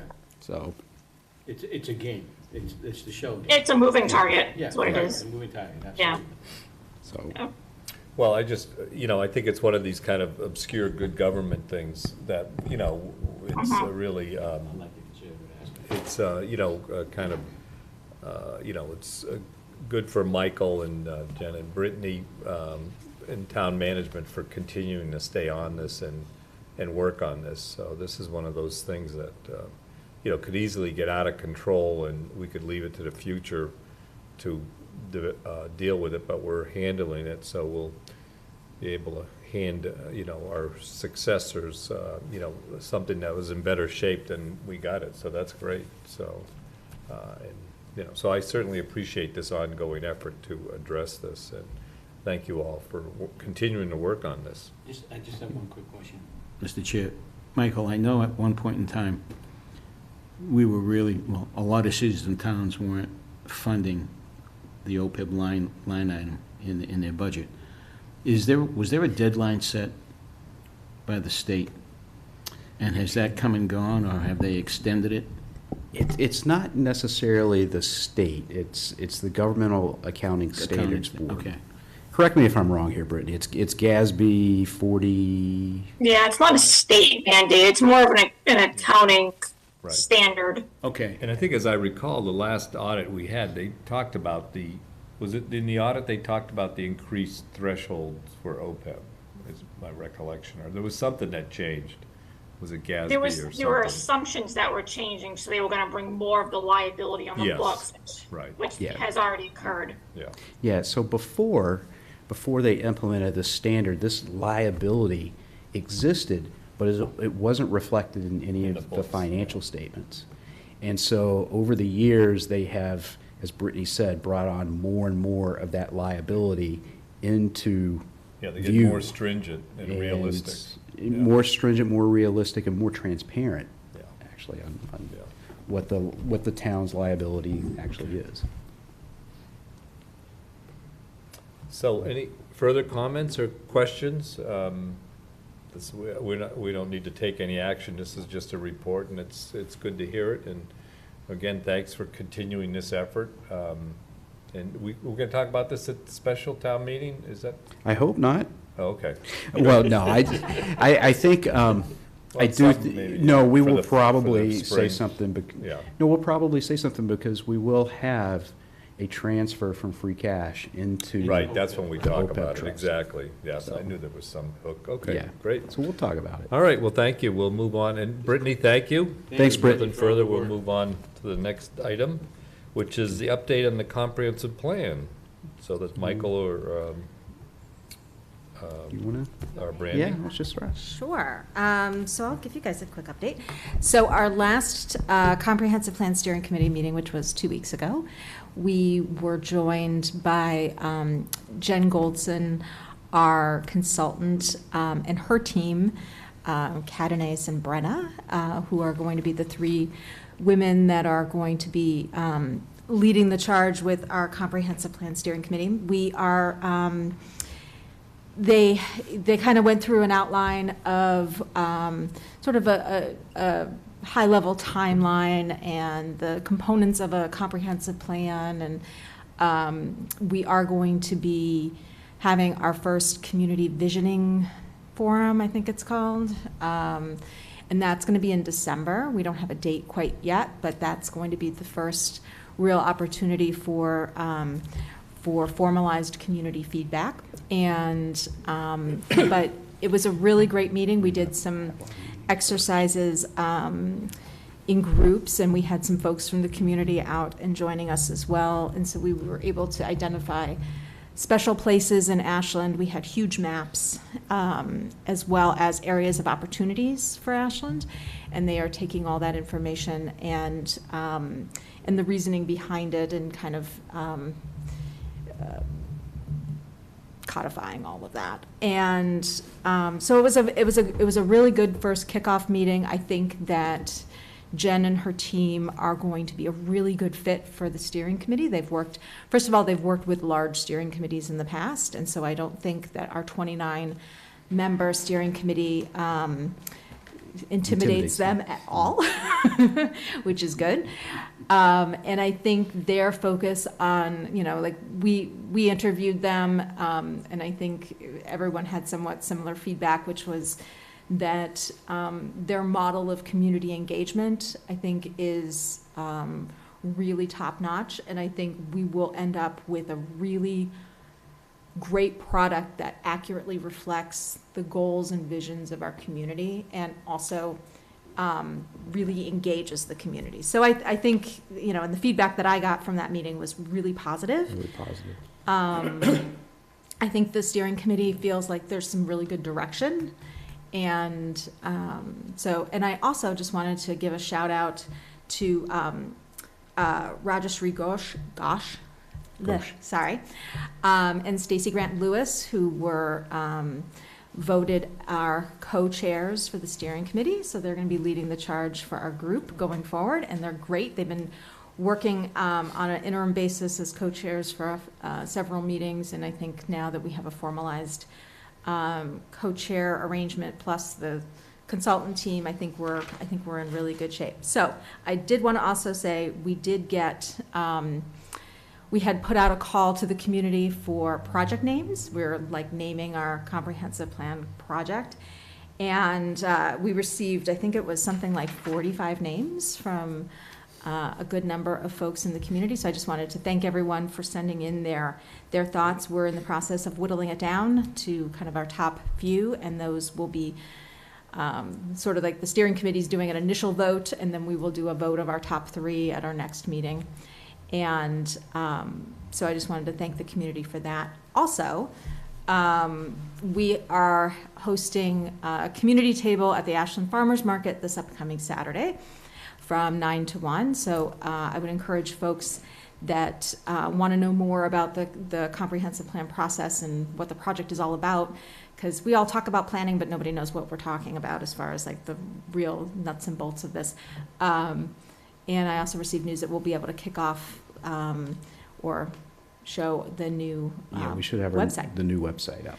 So we'll be able to. For the conference. Yeah. So, so lots of good things happening. Our next steering committee meeting is the 19th, and we'll be joined again by at least one member of the Goldson consulting team, and would love folks to join us on Zoom or come in person. It's a little tough because the room is tight with quite a few members of the steering committee. What's the room? And Zoom's tough too. Zoom's tough too. Yeah, that is true. Where's the meeting? We meet in the library, in the big room in the library. So. Why not the community center? That's a little bigger. Because we don't have like the capability to put up The on technology. TV. Yeah. Okay. Yeah. Was there anything I missed? No, I think that was it. We have our newsletter that goes out at the Newsletter. end of every month. I would encourage folks to Right. sign up for that. No, I think that pretty much. We're chugging along. Yeah, the last meeting was really good, so we're feeling positive. Cool. All right. Thank you. The next, fortunately, this is should be a quick update. I originally asked to put this on the agenda, update on the federal government shutdown. So fortunately, we do not currently have a federal government shutdown. It has been extended, the agreement has been extended, but only through like November 17th. And hopefully, Congress will find a way out of that to continue the government. We had looked, I think the realization came to some of us, the longer that continues, the more and more the effects are. Fortunately, we're okay for now. And I don't know if anyone else wanted to comment on that, or Michael, if you had anything else to say. I think the country dodged a bullet, and we'll see what happens next. But. Yeah, I mean, it's like you said, we dodged a bullet. We'll see what happens. It seems like we're further into chaos now than we were, bless you, a week ago. But so goes Congress. Yeah.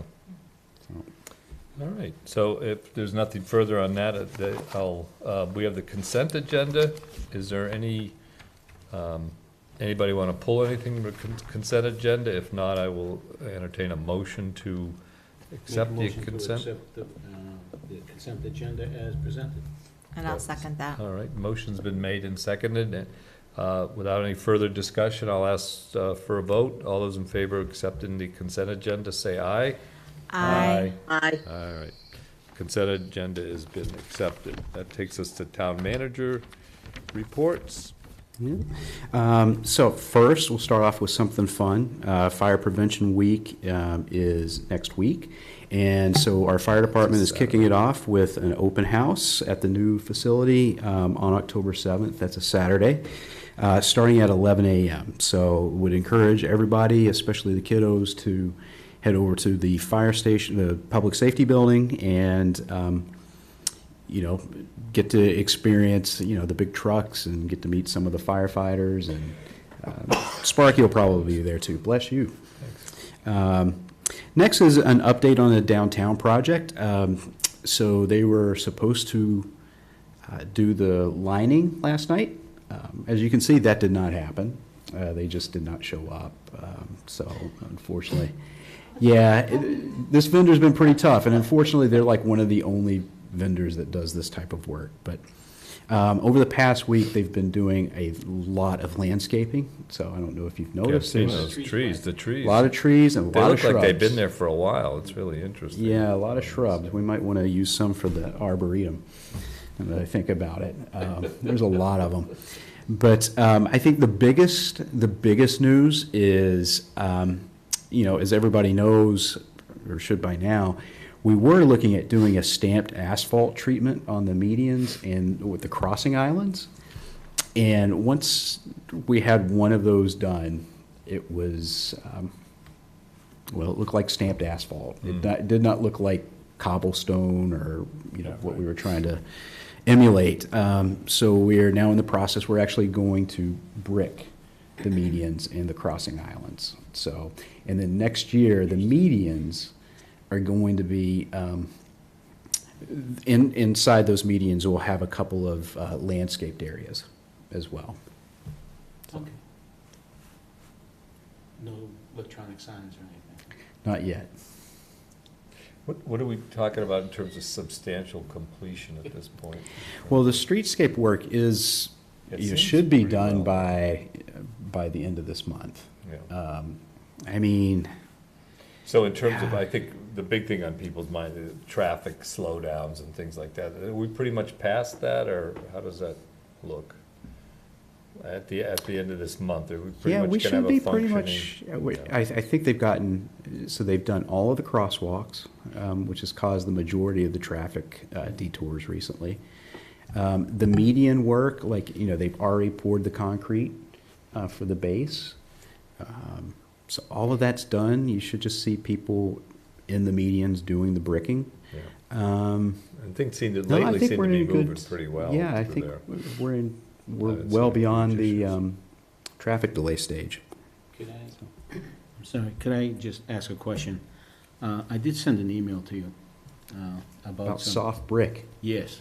So can you tell me exactly where you were seeing the cracked ones? So yep, right in front of Nick's Pizza. Okay. Right in front of Nick's Pizza. We had an 8-day meeting, and we were coming out, and I'm looking, I said, these were just laid like a month ago. These shouldn't be cracking like that, and they were. You could see little cracks coming. Okay. I said, that's crazy. That shouldn't be happening. So, to me, and the little education that I had from my uncle and dad as masons, that's soft brick. There's different types of hardness of brick. Sure. Now, of course, the cheapest brick is the softer brick. The harder brick is because it's killed more.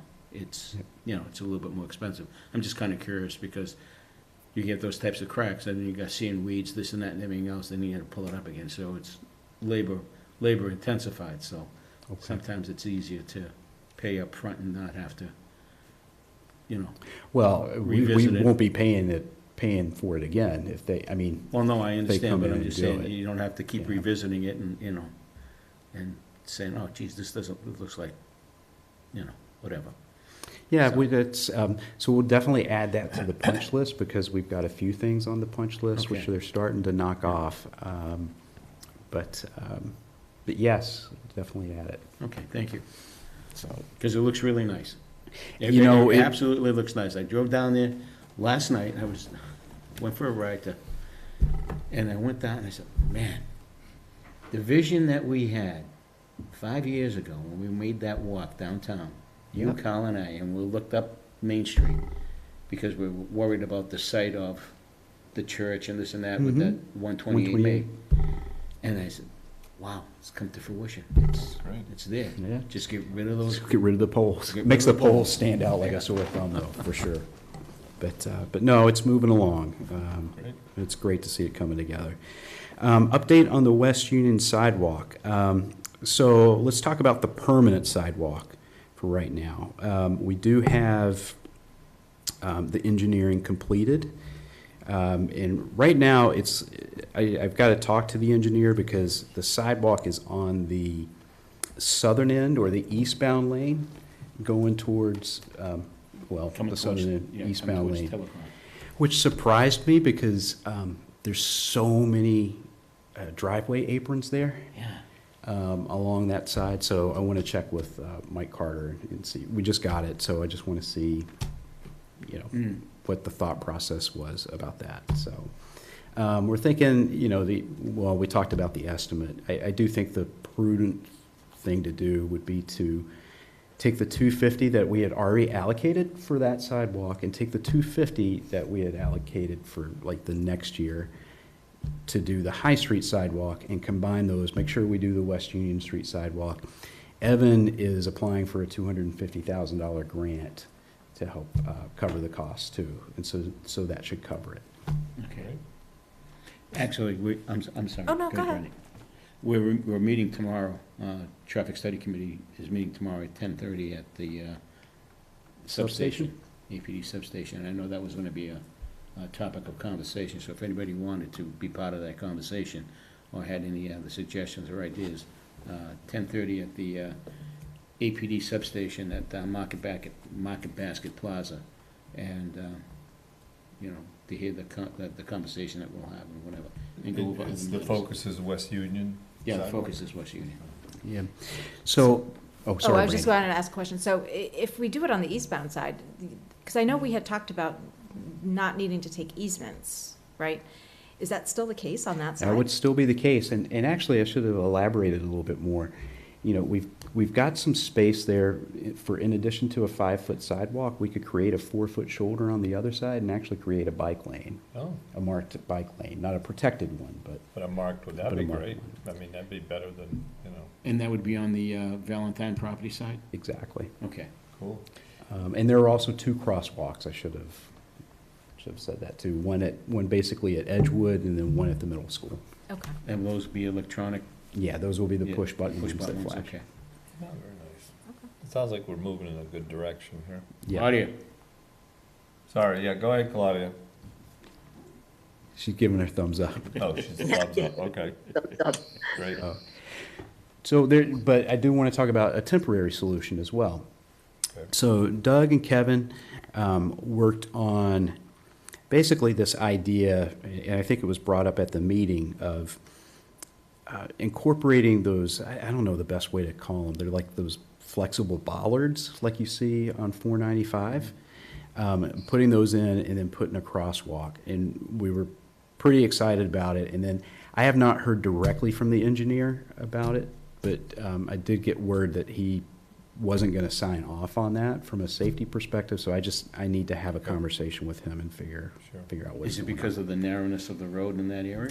No, it just doesn't provide a lot of protection, and that was basically Yeah, it. it is a visual thing. Yeah. I was thinking, like, after our last meeting, like, is it possible for the schools to hire someone to do detail for, like, the time where kids would be crossing? Like, so there's actually police detail during that time? Because, you know, I keep thinking, like, because it's really like the crossing that's the issue. I mean, it's walking on the street, but it's also finding a safe space to cross. So I was curious, like, maybe that might be some option. I don't know.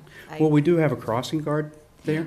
Right. But She's down by But she's down by the entryway. middle school, Right. because Donna's like, you know, having the kids cross, but also directing traffic because Right. the middle school But drop-off is she just. usually has them stand by until the traffic's cleared out a bit, and then she'll hold up traffic and have them cross the street that way. But it's Yeah. getting them to her.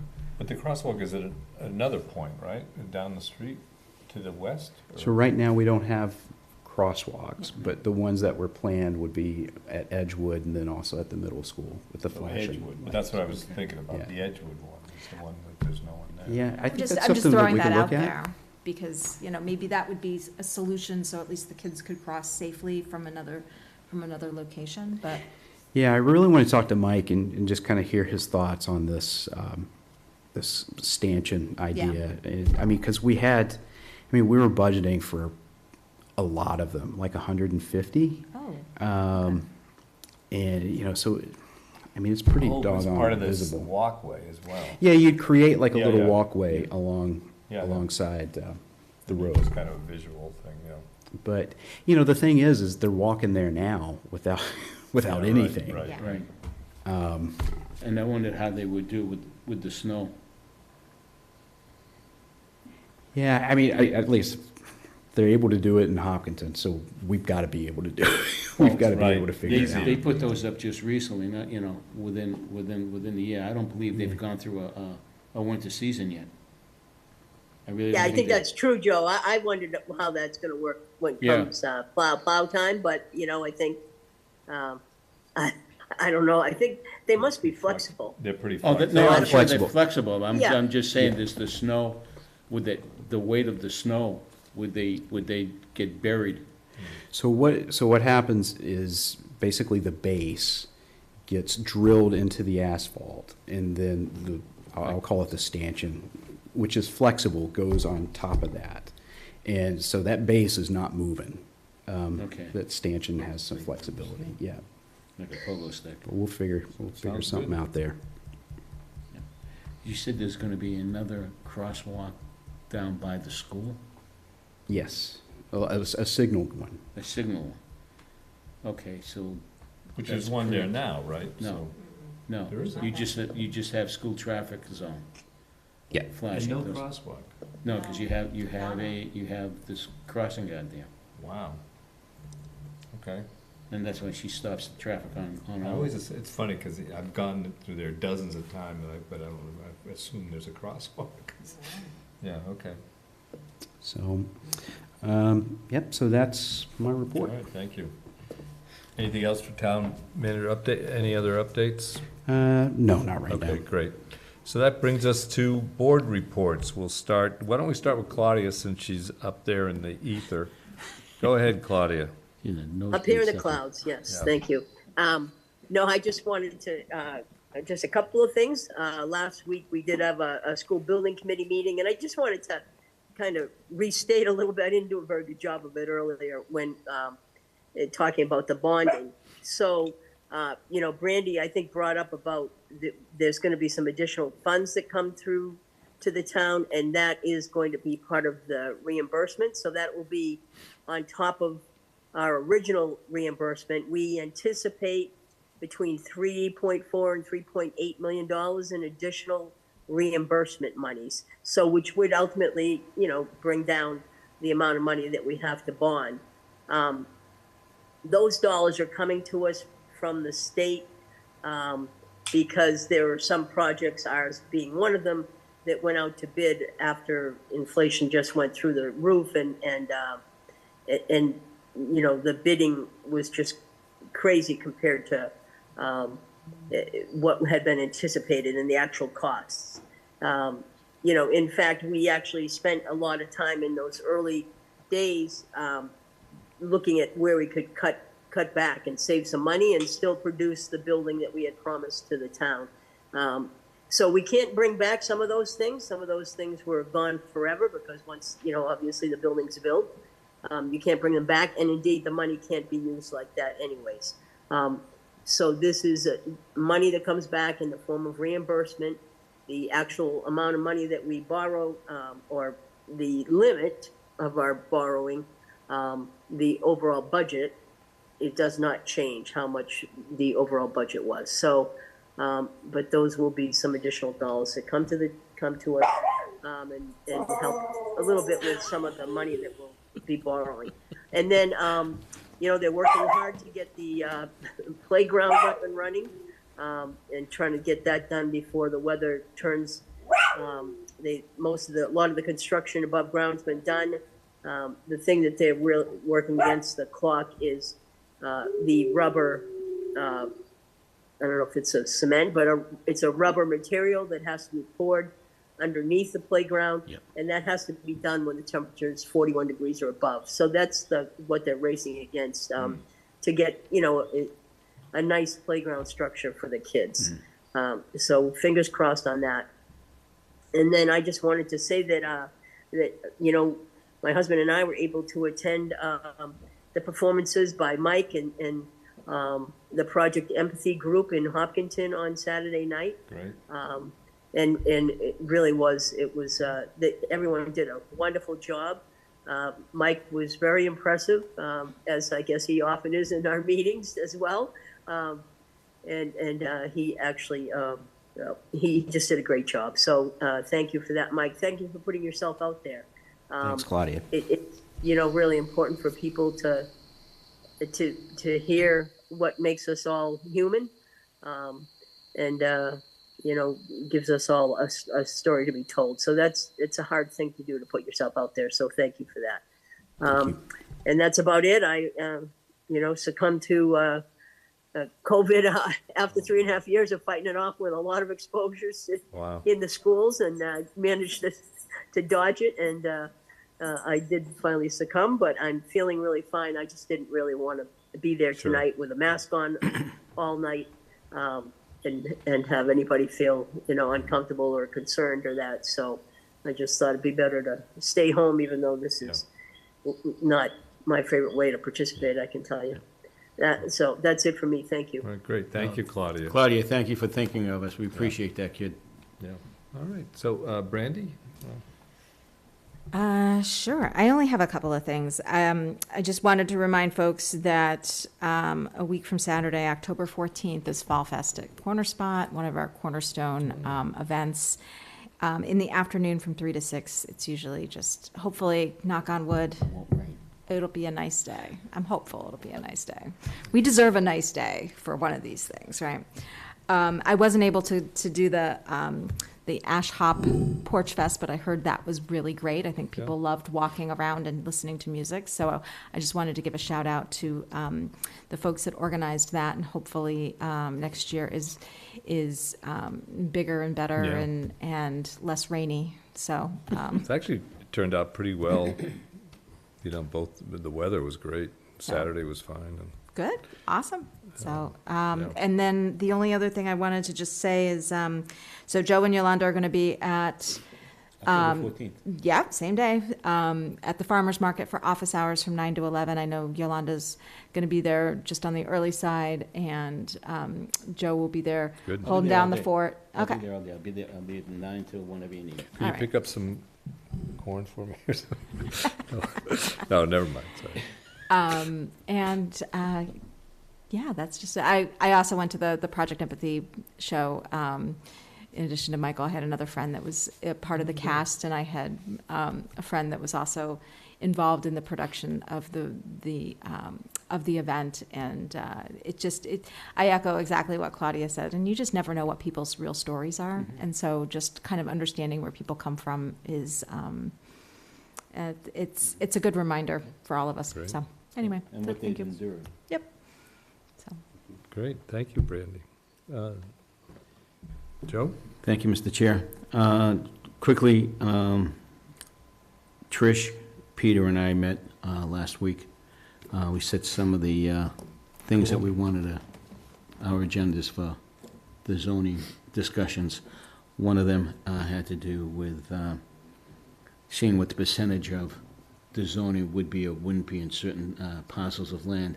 And we haven't set a date yet, but we thought it'd be best just to go and do a walking tour of the lands up and off the area, off of Pleasant Street. So we'll be putting hiking boots on. So if anybody wants to join us with the mosquito-infested areas up there, Is it okay for us to join you in terms of open meeting law stuff? No, because we're just going for a walk in the woods.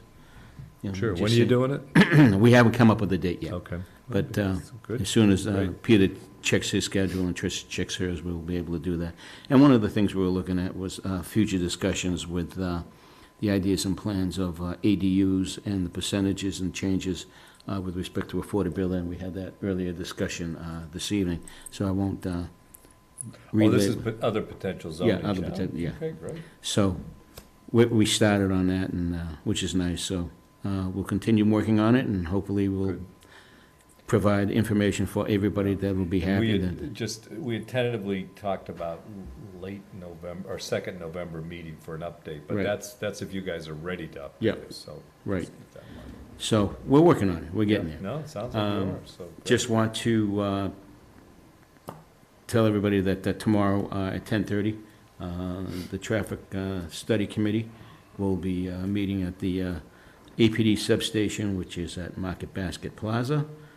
10:30. Everyone is welcome to attend. It's an open meeting, So please feel free to join us. And one of the discussions will be the West Union Street sidewalk engineering proposal and some other areas of concern in town.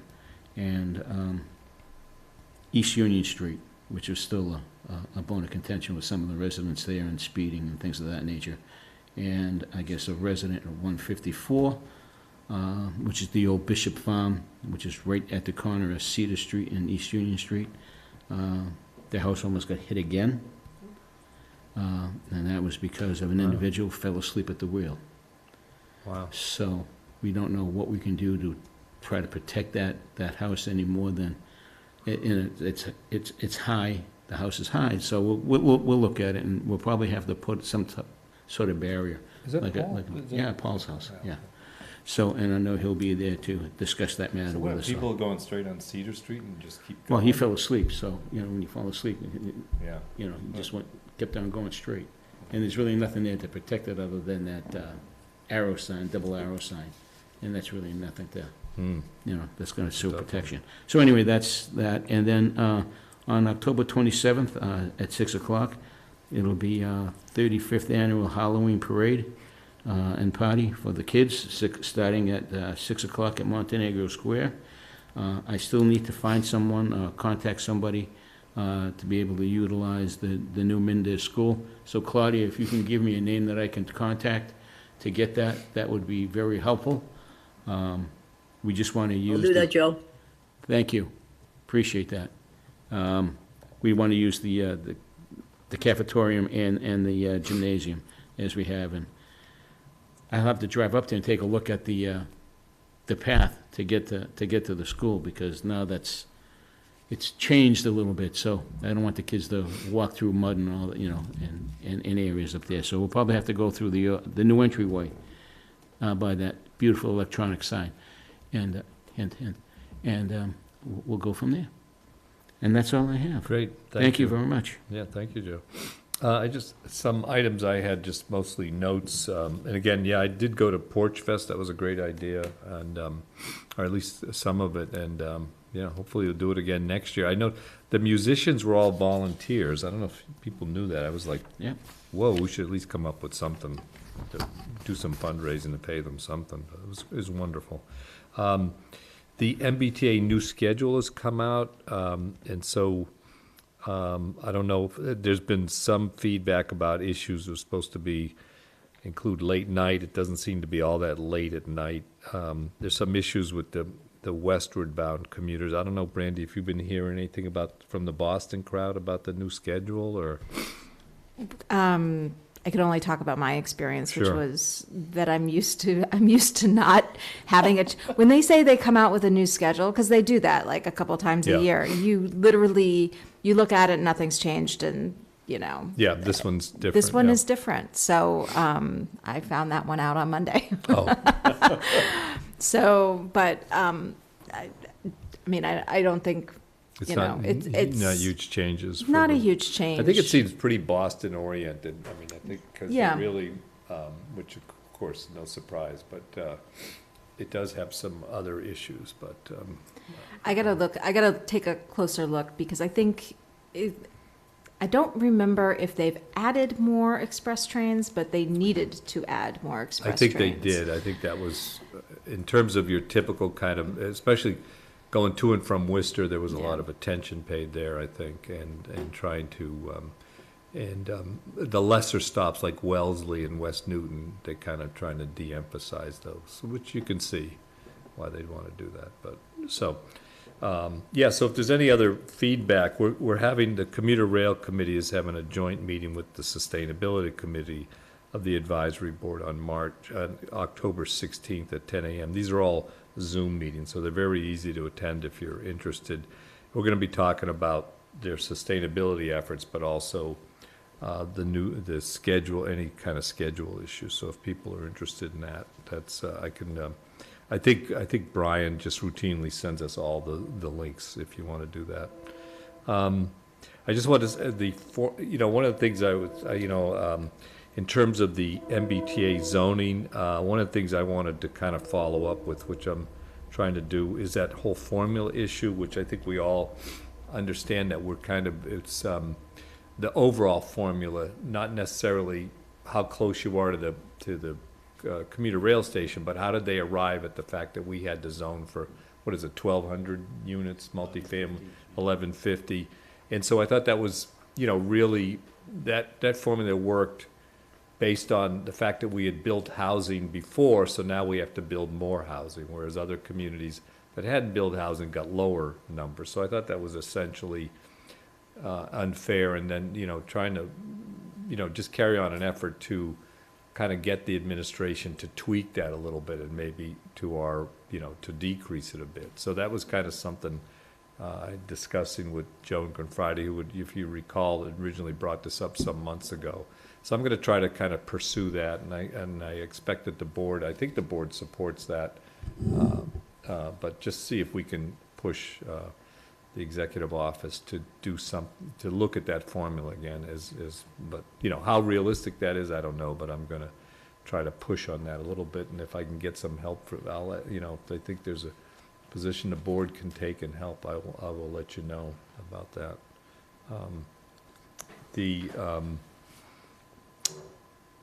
We got an email about the Lieutenant Governor visiting Chestnut Place. I don't know, did anyone? I could not, I had a doctor's appointment. Yeah, I know you responded. I just wondered, you know, maybe I'll try to follow up. It sounded interesting. I'm not sure if any, I know Michael wasn't able to go, and I wasn't either, but it just sounded kind of interesting, but I don't know if, is there anything big with that.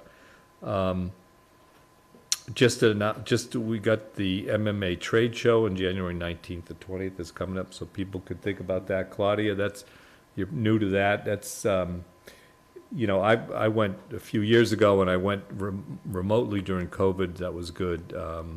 And so it's usually a good event if you're interested in doing that, so people think about that. I'm not sure if I'm going or not this year. We'll see. The MARPA conference next Tuesday, that's another thing that we got an email about. I'm thinking about that. I'm not sure if anybody, Yolanda's not here, so I'm sure she'd have some insight about the usefulness of that, but that was another thing we got invited to. And I did want to note that the Ashland Cultural Council was at the Ashland Farmers Market last week. I think I stopped by and chatted with them, so they're pushing the Starbucks mural, so that was great. They're very energetic. Stacy was there along with other members of the committee, and Stacy, I guess, is going to be there next Saturday as well for the comprehensive plan, so she's a bundle of energy. So that's great to see them moving ahead on that. So I think that's all I had, just some general updates and thoughts. But so with that, having said that, I will entertain a motion to continue this meeting for another 2 hours. Is that, no? Yeah. Sorry, go ahead. No, that's okay. Just one quick thing. We have some signatures that need to be, well, we have some paperwork that need signatures. So Claudia, when you have an opportunity to swing by the town hall, your signature is going to be needed on some of this paperwork. This is the bond? Yeah, the bond issues. I'll that stop Thanks for down reminding. I got to sign that as well. Great. Okay. Okay. All right. So I'll second the motion. Motion to adjourn. I'll make a motion to adjourn. Yeah. And now it's seconded. All those in favor of adjourning, say aye. Aye. Thank you all. Good night. See you in 2 Good night. weeks. Good night, Good night, Claudia. good night. Good night, Claudia. Good night, Claudia. Hope you feel better. Great. All right. Okay.